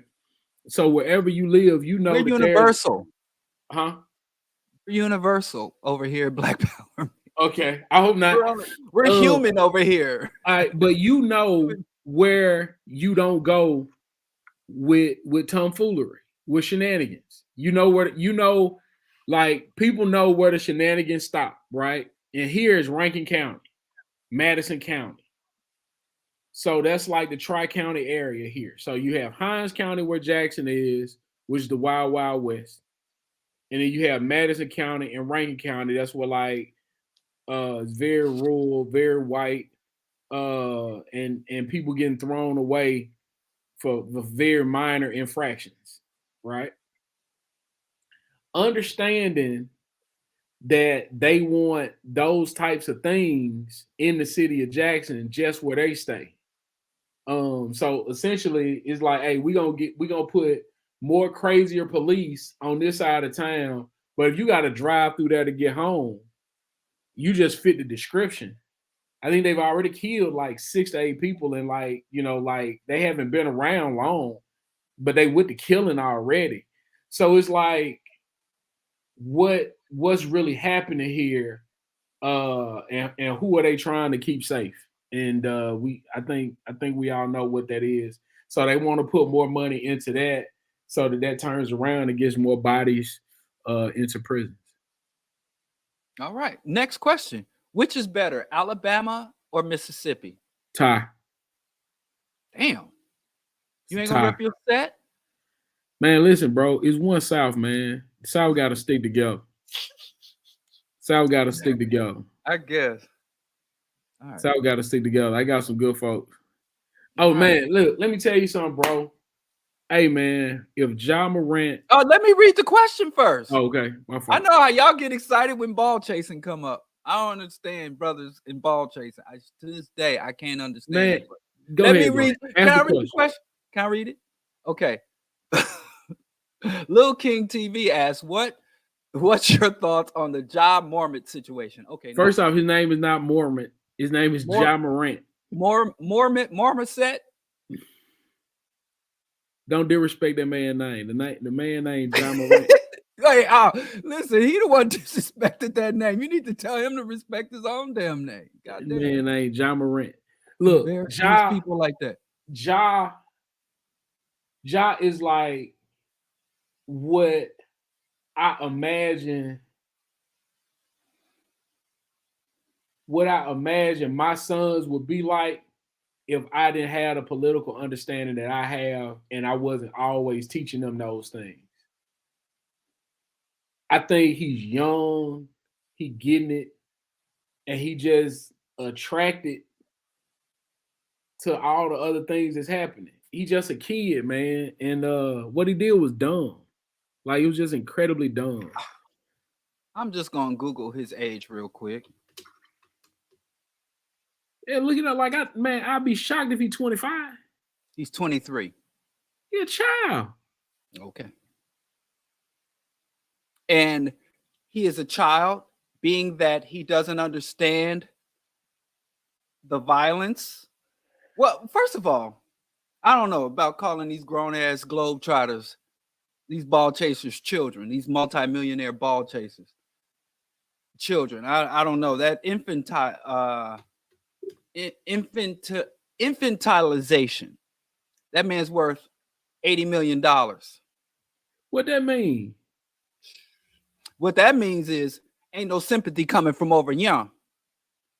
Ain't no sympathy coming from a poor black man to no multimillionaire ball chasers. And it's kind of weird to me. We out here talking about this is a child speaking about it's a young black man in the struggle who ain't got no resources, ain't got no support network, ain't come from nowhere, ain't been nowhere. You jammed up with Jared last week. Oh Lord, you got you jammed up with Jared last week. You saying things how you say it. I sure don't hear the elites, wealthy black people, when a young black man who is truly a child, who truly has no resources and opportunity, who truly has no support network, gets into trouble or runs afoul of the system. I don't hear the elites talking about, oh, he's just a baby. Oh, but we got so much sympathy for our class enemies. It's a weird and alien concept to me. Bro, so this man making over $1 million a month. Again, bro. Again. But that's me. I don't understand it. Like, I don't have that. Listen, because heart. You add things to the conversation that I didn't say. I never once said you said this. I'm telling you what my perception and my You got to find a better way to dispositioning. articulate that, because that's why Jared was putting up the scarecrow on you last week, bro. Okay. All right. So the reason I'm so touched by this John Morant situation, the reason I'm so touched by it is because his local boy makes good. What's making good? And makes good for who? The community? Nah, he went to the league. And what does that mean? Or what does that mean for the community? What does that mean for the race? For the community? What does how does him going to the NBA in any way reverberate across the black race, the black people in the United States or anywhere else? Why is that something worthy of our praise and our celebration? Okay, so there's a kid from Jackson that went to the league named Monte Ellis. Monte went to work, got drafted by the Golden State Warriors. And one of the things that he did was he took his cousin to Oakland with him. And his cousin works for the Golden State Warriors, still works for the Golden State Warriors now. There are other little things that Monte did in his neighborhood. I don't know why seeing a person that comes from where you come from reach a level of success should make them my enemy. I can tell you why. Well, I would be interested in hearing why that would make me, why that should make them my enemy. Oh, you want me to? No, that's a serious question. Huh? Yeah, let's go ahead. Wealthy black people, dating all the way back from the transatlantic slave trade to the Jim Crow era. There has never been a black liberation, a black progressive struggle that not only did not receive the support of the wealthy black elites, but our wealthy black elites often ally with the elites and the enemies of the people. So if you have a capitalist system, black people elevating within the capitalist system collectively diminishes us. Individually diminishes us collectively. As Amos N. Wilson pointed out, the progress of black individuals within the systems and institutions of capitalism and white domination, white hegemony, is inversely proportional to our collective progress. The reason they pay these men so much money is not because they are so gifted in athletics. We have evidence that it's not about their athletic gifts that the white oppressors seek to pay them. How do we know that? Muhammad Ali was gifted. And look what they did to him, stripping of him his title. What's that other guy's name? Oh my God. See, I hate talking about ball chasing because I can't. Oh, Craig Hodges was gifted. That one little Muslim dude that was praying before Kaepernick, he was gifted. Kaepernick was gifted. So it's not these celebrities. When I talk about a celebrity isn't simply a person with a great talent. A celebrity is literally the living embodiment of all the highest aspirations and values of the status quo. So when you got a man who has $80 million earning money, we understand another thing. When you earn money, earning money is a world away from sustaining money. And you know, the moment you got $1 in your pocket, every second that dollar depreciates. So when you make millions of dollars, how do you prevent that millions of dollars from depreciating? How do you expand the money? What do the rich people do to sustain and expand their wealth? Play harder, score more? No, they invest. Where do they invest their money? Resource extraction, military weapons productions, and all the other reactionary, oppressive, genocidal, and ecocidal industries. That's how they sustain their wealth. Michael Jordan has given away more money to the public in charity than he ever made in the NBA. Michael Jordan is not a billionaire because he played basketball really well. Michael Jordan is a billionaire because he engaged in industries of destroying ecosystems, creating intensive pollutions, and exploiting the sweatshop slave labor of people of the third world, and exploiting the indoctrination and mass propaganda imposed on the poor Black people and poor people in the United States. So really, every winning individual in the NDVA represents a loss. It represents a loss. We're the only people who celebrate our most gifted and talented individuals going to industries and institutions controlled by our oppressors. Can you imagine if every great athlete or every great mathematician or every great engineer that was raised up in China goes to work on behalf of African people and African institutions and African associations created for, by, and of African people? So yes, if he was a great talent, he's no longer ours. He is an asset of the capitalist. He is an ally of the capitalist. And I think class consciousness are diminishing. We give no incentive. We give no incentive for any type of loyalty. We show as much love to the race traitors and class enemies as we do to our revolutionaries. We give no incentive to remain loyal to the interests and agendas of the Black community.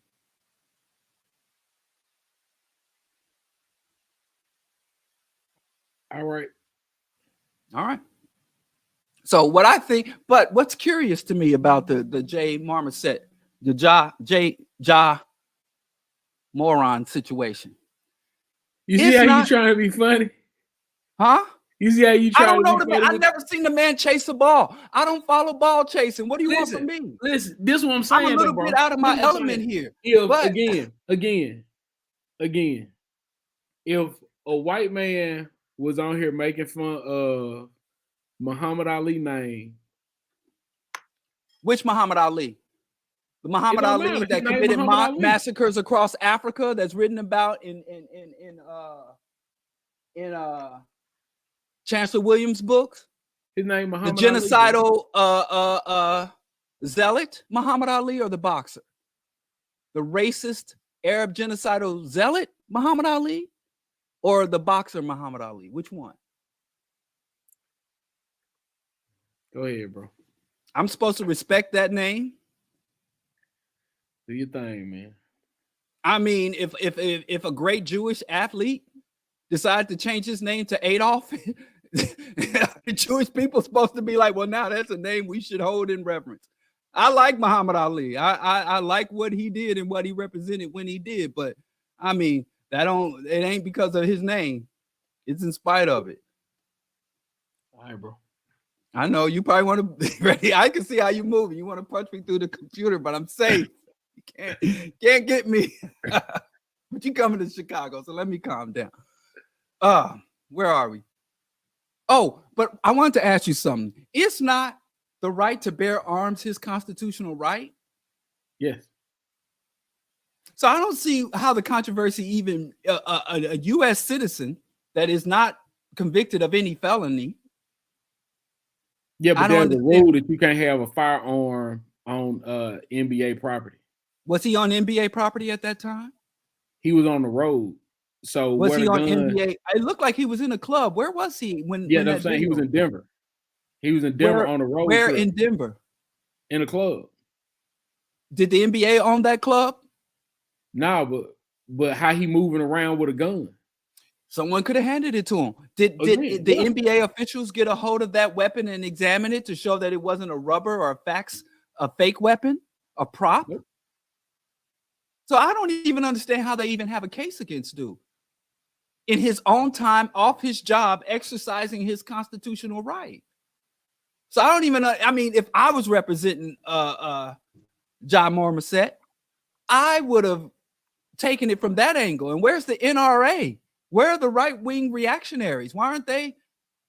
You know, I would go on a speaking tour. Who's that one? You know, to me, I don't even understand how it's a case. But to me, it really enforces how much the $40 million slave, how these men are no different than stock horses. These men are the owned property, and the only thing they have is consumption capacity. They can consume more shit that the oppressor manufacturers deny. But beyond consumption capacity, what do these influential great men have? I hate ball chasing. Can we go on to the next question? Do it. All right. Uh-oh. I don't even want to. I'm so ashamed. Wasn't Pootie Tang written by a white guy? It was Chris Tucker and Louis C.K. Yeah, so it was half written. It wasn't Chris Tucker, it was Chris Rock, wasn't it? I thought it said Chris Rock and Louis C.K. No, you said Chris Tucker. Oh, Chris Rock and Louis C.K. I'm sorry. So yeah, I like the lines that Chris wrote. Yeah. Man, I'm gonna tell you a funny joke. So this white guy, well, these two white guys are sitting down at breakfast and they're arguing about if they can vote for Barack Obama or not. Uh-huh. And one white guy says to the other one, you know he half white. And the other white guy says, that's the one I'm voting for. Yeah. He ran black, but he governed white. His so black white. half on stage, he campaigned black, singing Al Green, but as soon as he got elected, boy, bare metal governed white. iManifesto said Pootie Tang was perpetuating a Skip Coon stereotype. Man, they coming with that old righteous. That what you be doing? Guilty pleasures? Huh? That what you be doing? What? Me? Yeah. I got my fingertips on what? That what you be doing? I don't see how, but I guess. Can't nobody have no fun with you. That's all I do is have fun. This man that worked hard his whole life and went to the NBA, we supposed to be like, boy, yeah, now you made it. We should. Absolutely, we should. If there was a white person who worked hard all their life and went to the African Basketball Association, name some award, some position granted from black people bestowed upon a white person that the white masses would elevate him amongst the white masses. Don Sterling. So we are supposed to be upset when white people. What's the name? Donald Sterling, the dude that owned the Clippers that got all them NAACP Image Awards. That's NAACP was founded by who? It was mixed. Spingard, Joseph Spingard, a white man. Who currently funds the NAACP? NAACP is not a black organization. You can't tell white folks that. I can tell white folks. They ain't hearing it. Go ahead, bro. Let's go to the next one. But I thought Pootie Tang was hilarious. Yeah, who Pootie Tang? Man, how many comments was in this thing, man? I for sure didn't you see think the it was that comment? many. People talk. I had something else I want to say, but I digress. Now they going on about Louis C.K. Yeah, that boy. That's a wild boy. Big pervert. Big pervert. Ain't that boy. That boy a pervert, man. You gotta watch him. You gotta watch him. Did you see that video of him, Seinfeld, and Chris Rock and Louis C.K. where he's using the hard ER? We need to talk about putting hands on somebody. And I'm gonna tell you this: he does not look like the type of man. Hey, what up, Tafari? Hey, like I think you and Tafari should talk. What do you think folks outside of Jackson can learn from your time and experiences organizing the city? I think it's really important to build community. I think it's really important to build community and relationship with local folk.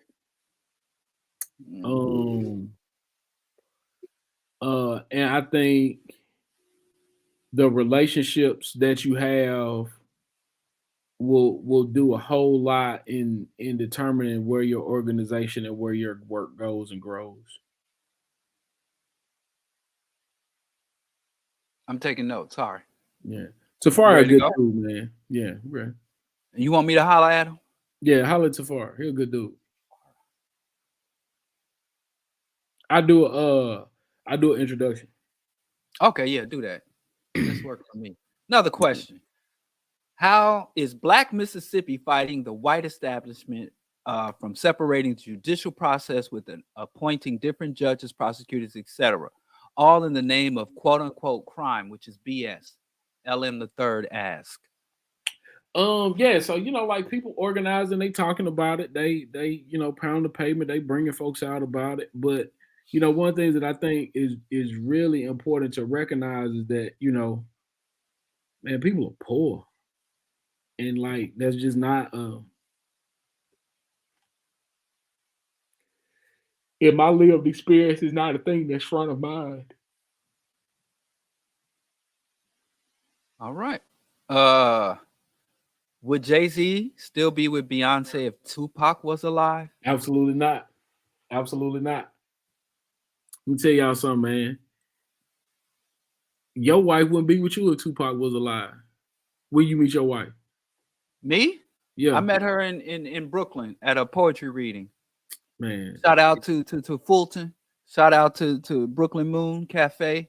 Man, if Tupac was in there reading poetry, your wife wouldn't even remember your name, boy. My wife is more than a foot taller than Tupac. What they got to do with that thing, man? She could carry Tupac around in the back. Tupac, I met Tupac. He was a guy of small stature. Listen, bro. If Tupac was alive, would none of us? We all be incels, right? All incels. We'll all be on the internet. We'll be what the person call it thumb thugs. We'll all be thumb thugs, man. Mad at Tupac, man. If Tupac was alive, Barack Obama would have still been with a white girl, man. Michelle Obama would have been with Tupac. I don't think Tupac would be as relevant if he had lived. I think his death. No. Especially the path he was heading down. You hear me? Especially with the path he was heading down and getting embroiled in that being a fake West Coast gangster. And listen, bro. I think if Tupac was here today, he'd be in and out of litigation with. If Tupac was alive, bro, you would live in the South. You would have to come to the South, man. Why? Because Tupac could be running Chicago. You couldn't be able to live. Tupac had no parts of Chicago. Tupac would ran Chicago, boy. Was it? Would have been. Why you think Chicago got an A and a C in it? Because of Tupac, boy. I guess. Not a Tupac fan, personally. You wrong, bro. Huh? You wrong. First things first. I Papa freaks all the honeys. Dummies, Playboy bunnies, those wanting money. Those are the ones I like because they don't get Nathan. Unless they smell like garbage, I'll turn like doorknobs. Art throb never, black and ugly as ever. However, I was Team Biggie. So Tupac, man. Tupac, man, like, boy. Like, let me ask you a serious question, Diallo. All right. If Tupac was alive, I think that's one of the reasons that capitalism spread like it did, because Tupac died. Like without Tupac to protect us from capitalism. I guess I hope you're being, but that's not a question. You wanna? I'm not sure what I'm supposed to respond to that. I'm just telling you, bro. I think Tupac should have stuck with theater and dance and his creative side. I don't think he should have ever went gangster. I think his social consciousness, his social awareness, I wish he would have stayed Tupac a like conscious rapper and an artistic, huh? He was like Paul Robeson, bro. I don't know. Okay, you being funny, but I guess I'm glad, if Tupac can influence some people to be better versions of themselves, then I appreciate his art and impact. But it's another thing that's lost on me. This Tupac mythos. I personally think thug life and thuggery is absurd. So, same question for you, relative Chicago. Do you remember the previous question? Yeah. So what can you learn? I don't know if Diallo organized in Chicago, bro. Oh, let me tell you what I learned. Ideology is all. In my many years of organizing here in Chicago and opening up cooperative enterprises, organizing urban militias and through freedom fighters and progressive event promotion and operating promoting veganism and urban agriculture and all the work I do on the ground or did on the ground here. I found that ideology is the most important thing. That's why I kind of reoriented myself with doing the broadcast and stuff, because I found that you could have a dozen people in the room working towards something, and that work can be undermined because people don't really fully grasp or align ideologically. So when you're doing something, when you have non-ideological alignment and where people aren't resonating ideologically, you'll have a whole bunch of people doing the same thing and expecting different outcomes, or working towards doing the same thing, working for a different outcome. Meaning that if I have a group of people and I say I want to improve or strengthen or empower the Black community, and people will say, well, that means we got to get more money, or that means we got to get more guns, or that means we got to put the Black man back at the head of the household. And so I would run into that quite often. When we opened up the first cooperative enterprise that I opened up here with some people saw it as, well, this is a business, so it's all about making money and enriching the members of the cooperative. Other people were like, no, it's about influencing the community, demonstrating and creating a model that other Black people can follow to get control of the material resources and infrastructure of our community. Other people said, it's not about none of that. It's about creating an underground armed insurrection. So what I found is, if you do not do the necessary intellectual and ideological work, many of our greatest organizations, from the UNIA to the NOI to the Black Panthers, they begin to deteriorate. And when I start to study more successful revolutions, and when I've determined or concluded that revolution is first an intellectual endeavor, that if you're not doing ongoing intellectual and ideological development and cultivation, it makes the work you do extremely vulnerable and unstable. So first of all, you need to determine your ideology, your methodology, your strategy, and make sure you are able to articulate that in a language that the people you are engaging with understands. And you have to build resilient organizations that are not vulnerable to that type of mental or emotional disruption and fraying at the edges. And I find that a lot of revolutionary organizations are externally, they call for revolution, but internally they are regressive, hierarchical, and extremely reactionary. So ideology, you start with and you expand out from ideology. Radical, Pan-African, revolutionary, socialist ideology. Secular organizations. Secular does not mean you can't have a God, but that means that you cannot use your God as argument, justification, or as the source. So you got to do like Malcolm, keep religion in the closet. So above all else, I've started working hard on trying to work on the ideological component of the African struggle, because we are infested with reactionary, backwards thinking and counter-revolutionary thinking parading itself and selling itself as revolutionary thinking. That's good, bro. I appreciate that. Like, yeah, that was it. Yeah. So for your information, yes, I do organize, but my organizing does evolve. It's your never organization, static.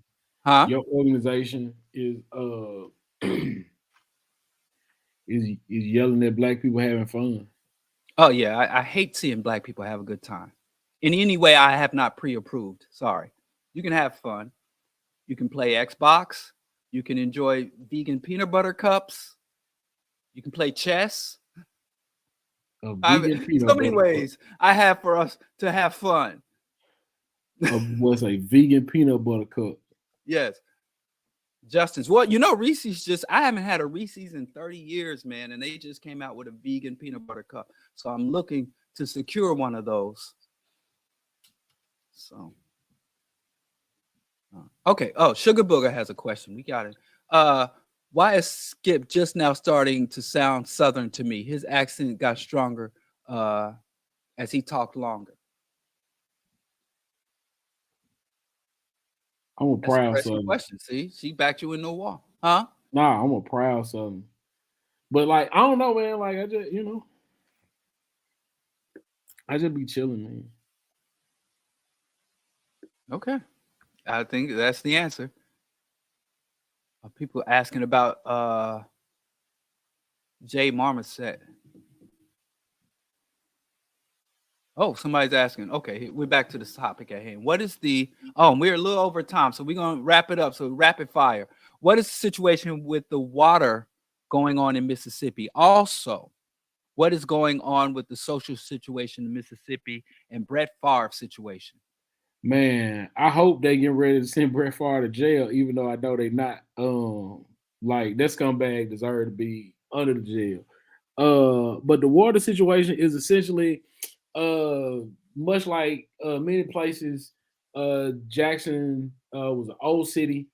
Then it spread really fast. Jackson is 110 square miles, so it's a really large city as far as land mass.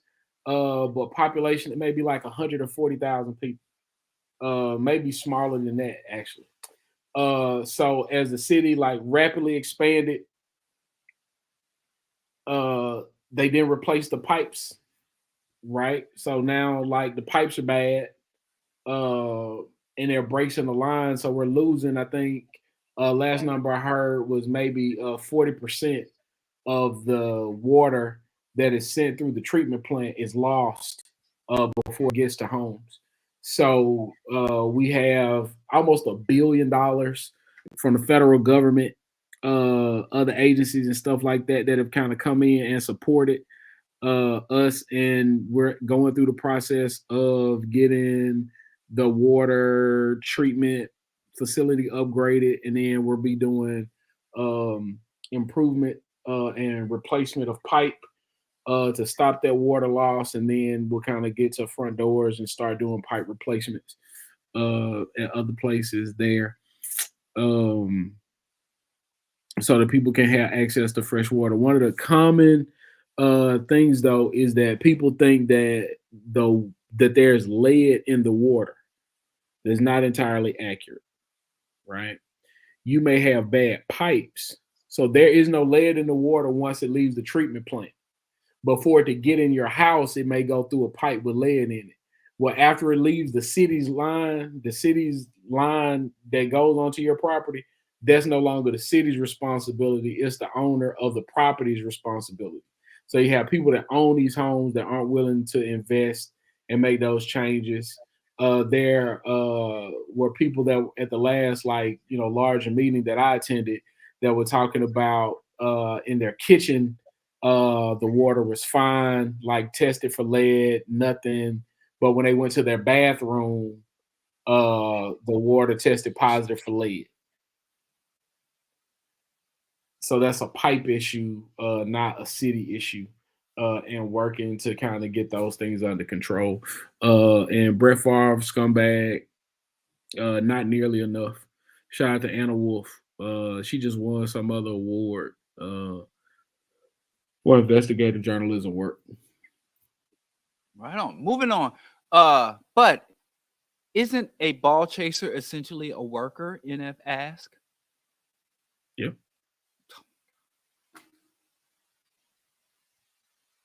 Highly paid worker, but still a worker. No. In the class analysis, and even in the most generous definition of what a labor or the labor class could be defined, ball chasers are not defined as workers. They even call them, they're free agents. They are institutions unto themselves. Jay-Z, like Jay-Z said, I'm not a businessman, I'm a businessman. So these individuals at that level. So if you have a local, like I play basketball. Were you good? Huh? Were you good? No, I just relied, being 6'3" and playing. You're 6'3"? Yeah. So I just would rely on my height. But I just never. I never knew that. I always thought you was a little dude. Like my older brother, he's 6'8". Now he was nice with it. full college scholarship, and his son, he's bound for the NBA. Oh, what's his name? Jefferson. That's dope. Jordan Jefferson. Yeah, you better get his rookie card now, because after this year, it ain't coming down. Okay. Yeah, he's in D1 right now, so he's not. Oh, really? Where'd he go? Arkansas. That's crazy. Yeah. My brother is a huge Arkansas fan, so he'll tell me all about it. Jordan Jefferson, when we get off of this, I'm sure my brother gonna call me and tell me all about it. That's crazy. Yeah, he nice, but that's his business. They know how I feel. They also are devout Christians. Yeah. So, needless to say, there's a little tension around the holidays. Anyway, where was we? No, basketball players are not workers. They are exploiters of workers. They are parasites, just like all other capitalists. So the people who clean up under the seats, who clean your garbage, who clean the toilets in the arenas, the people who manage the equipment, the people who drive the trucks, the electrician, they are workers. And they are those who we can hold in solidarity with, and we can have sympathy for their struggles and their union. But basketball players, multi-million, $80 million. But like I said, there are athletes who do qualify as workers outside of NFL, NBA, things of that high level. Now, he can return to the worker class if he redistributes his wealth, commits class suicide, and commits and aligns himself with the labor of the masses. But no, he's out of that tax bracket to qualify as a worker by any definition of labor or working class. Okay. Okay. Dealing with the real. It was a ball player who bought Dr. Khalid a brownstone in New York. It was a ball player who donated $50K to Third World Press when it was serious financial distress. So what you saying? I think that's directed at you. Okay. Okay, let me answer that. When you have someone of immense wealth, they do not generate that wealth. Rich people do not earn their income. They have what is called unearned income. Nobody does $10 million worth of labor. It is not, no matter how generously you value labor. So if someone is making upwards of tens of millions of dollars, they are engaged in what is called extirpation. They are generating their wealth through the labor of others. So when you go to work, you do not receive the full value of your labor. The working class people only receive a fraction of the wealth they produce. So if you go to McDonald's and you work a full shift and you walk out of McDonald's with maybe $125 for an 8-hour day, but your labor generated more than $1,200. So what happens to that money after they give you for $1,200 worth of labor? They give you $125, and the rest of that money goes into the hands of the capitalist. I worked as an X-ray tech for 13 years. I would generate millions of dollars for the hospital. They would charge $20,000, $30,000 for, I would go in and do a fluoroscopy scan or a C-arm scan in the surgery room. And that surgery generated for the hospital hundreds of thousands of dollars. I would get my hourly wage. And the rest of that money will go into the accounts of people who never set foot in the hospital, who never interact with the patients, who never contribute. Jeff Bezos doesn't manufacture products. Jeff Bezos does not deliver products. Jeff Bezos does not repair or fix the trucks. Jeff Bezos makes all the money from Amazon. How and why? Trump is a builder, they say. Trump does not lay drywall. He does not put bricks down or anything of that nature.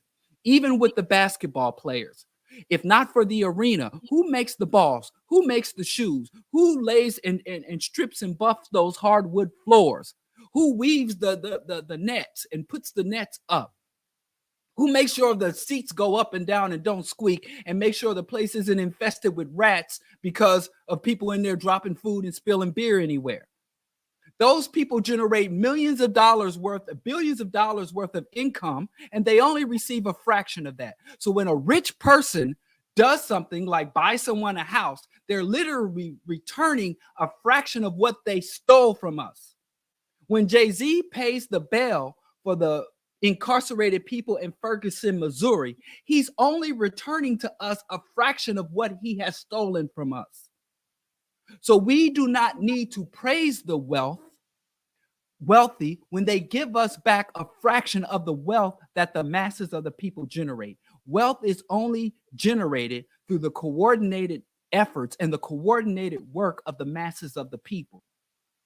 And so since you have millions of people working in an industry like the NBA, a $1 billion industry that has thousands of people working, and of those thousands of people working, maybe a couple of dozen of them are making millions of dollars, while all the rest are just making enough to get by. He's taken, when Bezos got on that goddamn rocket, he was burning the money of the people working. He wasn't spending his money. So whoever bought Dr. Khaled a house, they were giving back to the people a fraction of what they extracted. That $50K to third world press is only a fraction of the wealth that was extracted. And who is to say they get to determine when what's his name? Leonard James,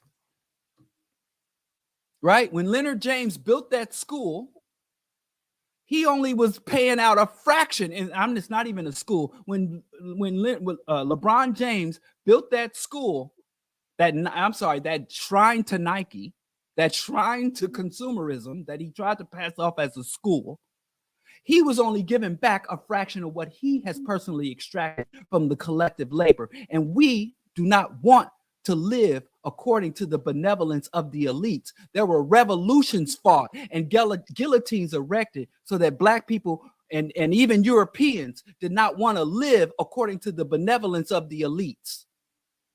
This is not their world, and we don't live according to their graces or what they deem us worthy to have.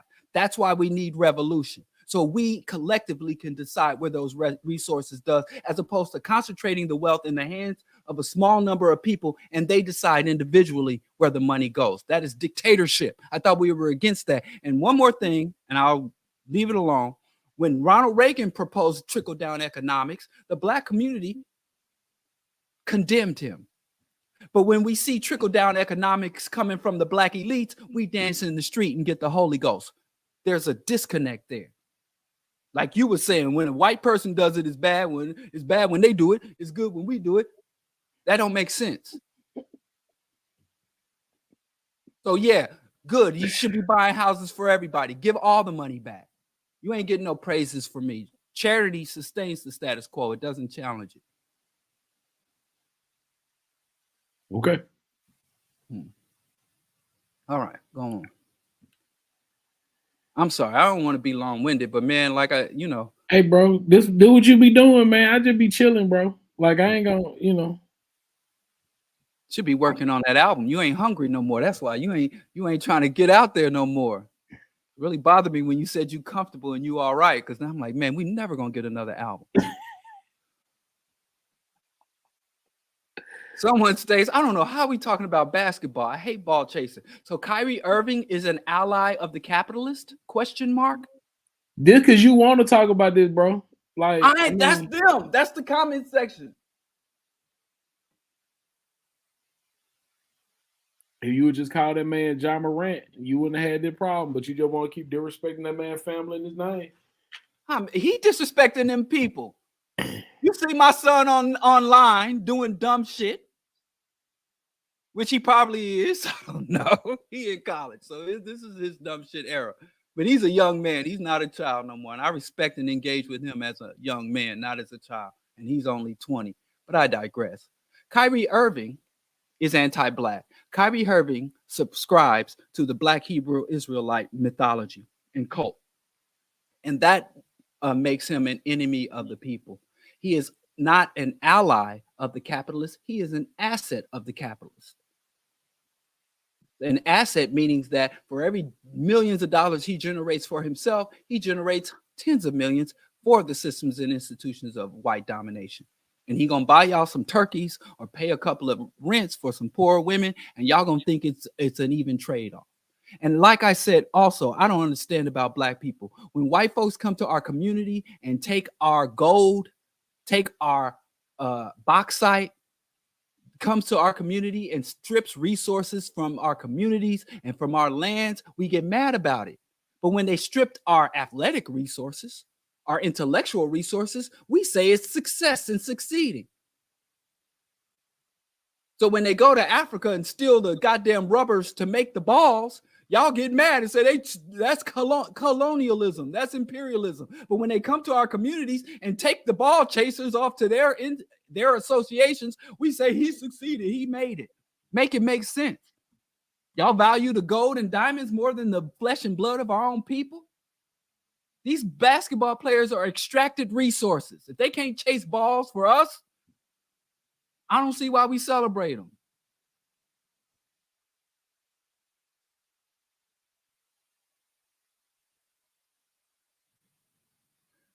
Morant, an African name or something? Is that an African name? I don't know. He's an African person. Yeah. I guess, yeah, if it's ours, like I say, my car, I drive an old beat up Ford, and yes, that is an African car. I ain't no different, but once I get possession and ownership and control, it becomes African. So yeah, if he's holding that name down, but we'd have to convince him of that. All right. So I guess that's it. Man, right on to the real, bro. Huh? I said right on to the real. I just can't. Oh shit! You just, Dr. Ball said the left needs church. Do you agree with him?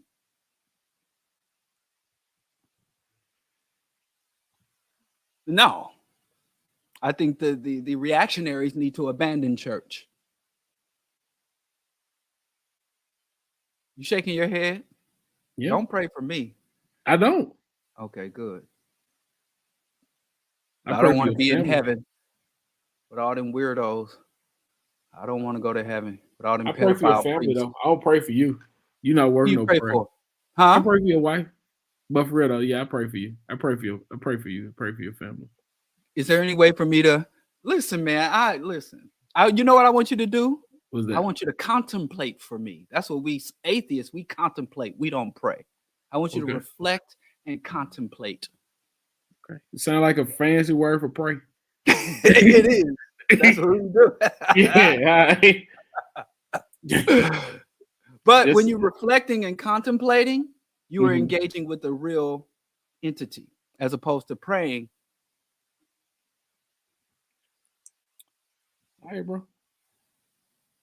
But anyway, I think that I really appreciate you, bro. Man, look, you bro. checking me and threatening me, and I appreciate it all, though. Scripture says, "Count it all the joy." But anyway, hey, look. I'm trying to get on. What's the shit called? Earn Your Liberation. Yeah, I'm trying to get on Earn Your Liberation, bro. Okay. Y'all be cracking me up. We serious. What are you talking about? We ain't there for your entertainment. We there for your education. I think Jared up there for education. You just be up there to argue, man. Like, I'm not there to argue. I'm not. Do what I think, bro. I'm not. Like, for real, man. I swear for God. For real. Like, I don't mean no disrespect. Tell your wife I love her, and I don't mean no disrespect. But I think she really be letting you have it, bro, because you be waking up in the morning just looking for anybody to fight. She be letting you have it like that at the house. Listen, I don't. Hey, this is a very, very calm household, you know. But real talk. I don't come to fight. I'm there to do my job. I'm there to articulate my point of view. And if people don't jive with it, I welcome people criticisms. I welcome people's detractions and opposition. I ain't got no problem with it. And I'm glad those shows are recorded because people say things and I'm like, well, just go back and watch the tape. I think the That what you recording. be saying, valid. but then like, but I be like, I was watching this live and you was wrong.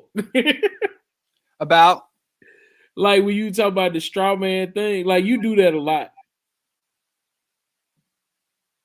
It do helped me what a better. lot. I will tell you this, it helped me better understand the straw man argument. Okay. So I appreciate you, like you helped me really understand that. Okay. Like I said, I'm on tape. That's that commercial where they be like, oh, they can throw the challenge flag and the dude come out and play it.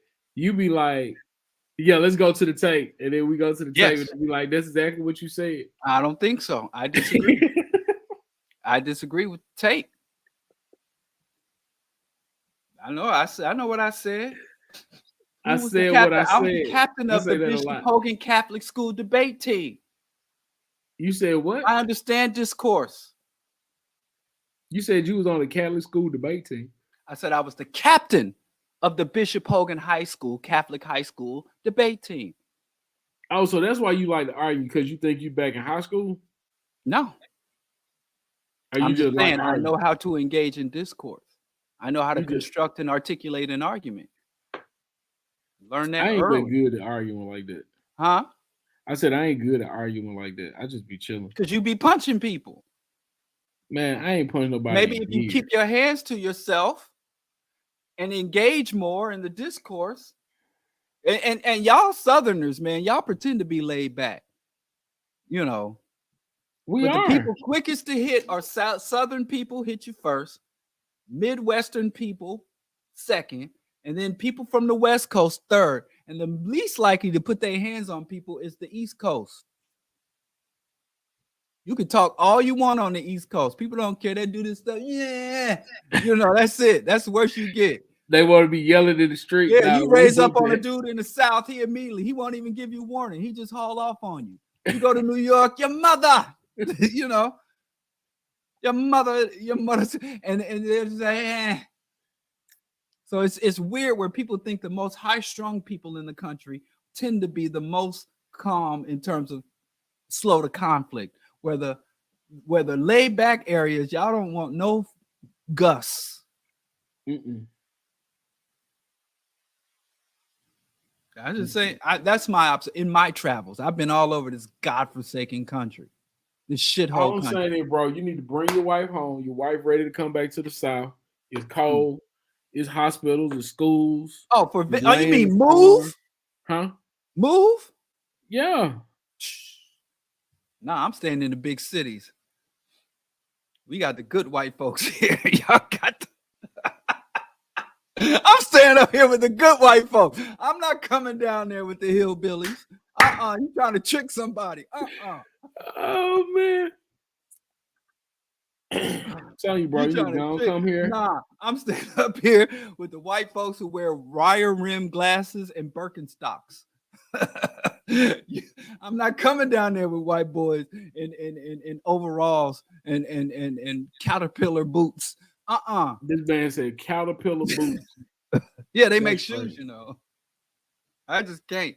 I'm too radical for that. I'm too revolutionary. You just won't be up there arguing. Right. I'm up here for intellectual discourse.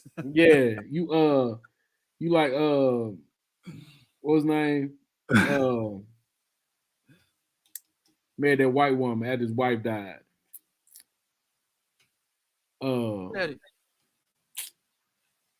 Frederick Douglass. Oh, Freddie. What about Freddie? He said they was talking about emancipation as a rhetorical exercise. That's what you on. You need to come out here and get you some of that freedom, bro. I see you, Yanni, man. Let's wrap this up. We over time. I appreciate you coming. You're the first guest of the Rational Radicals show. Oh, word? Yeah. And I hope we met your standard of respect. You did. Hey, let me come on, man. I want to be on Black Power Media, man. That ain't my decision. You on Black Power Media right now. You don't see the logo? That's what I'm saying. Though, you can bring me on this show. Your liberation. No, I want to be on this show. Oh, you welcome here anytime. But You want to co-host the Rational Radical? I would love that. But we have to be rational. I'm very rational. Who created the universe? God. Okay. You just disqualified. You just got yourself fired. The interview, you just got fired off the show on your first day. Were you there? Huh? Were no, you there? I wasn't. Neither was okay. God. No, I was not there. So how you know? Huh? How you know? Based on the various tested hypotheses. Of what? Of physicist, astrologist,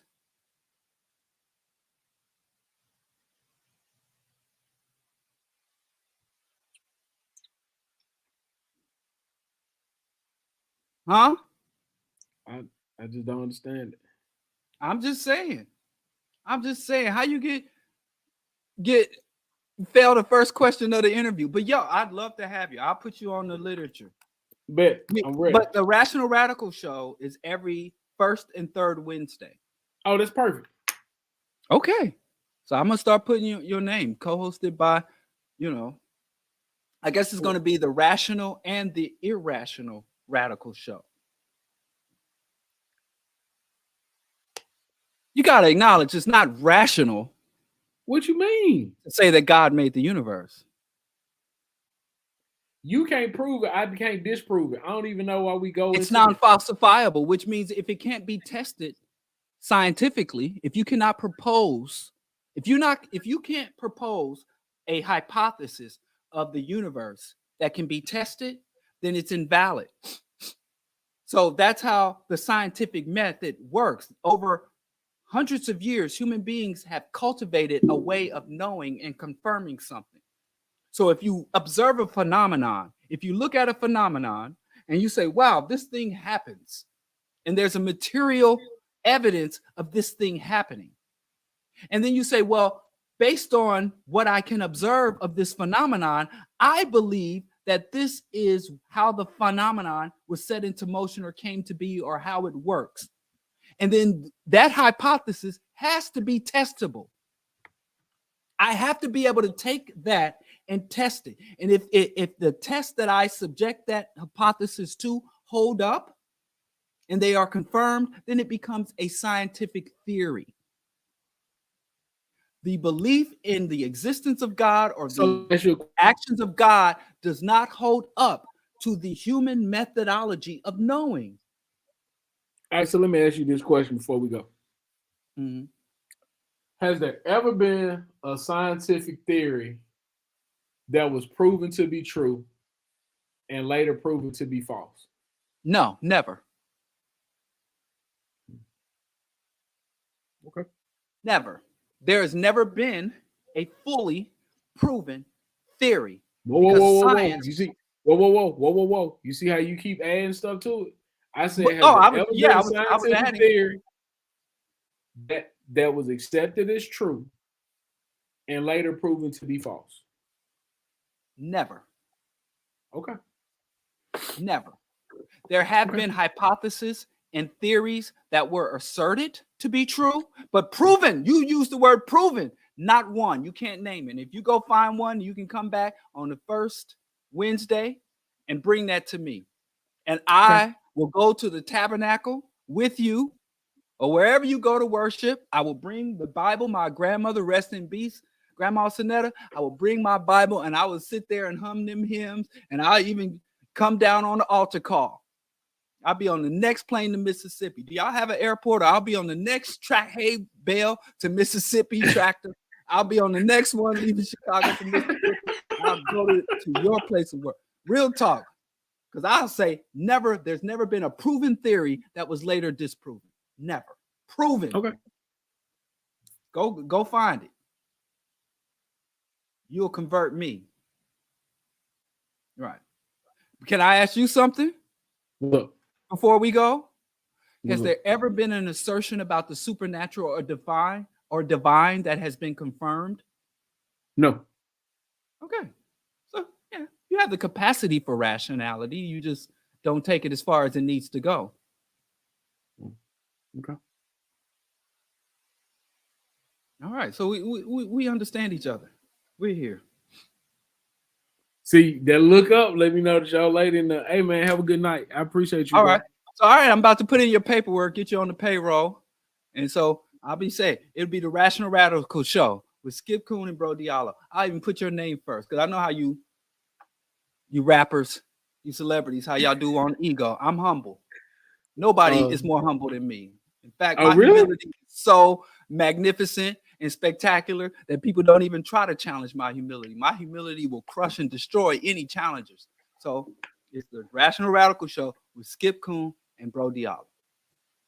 Man, look Your at name that, comes first. In the lights, in the headline. Man, I know how y'all rappers get down. I know how we have to cater to y'all. I can't believe it, Go ahead and send me your rider. Huh? I can't believe it, man. I'm going to be on Black Power Media, man. Yep. I can't wait to see Jared and be like, man, Jared, I can't believe I'm on Black Power Media.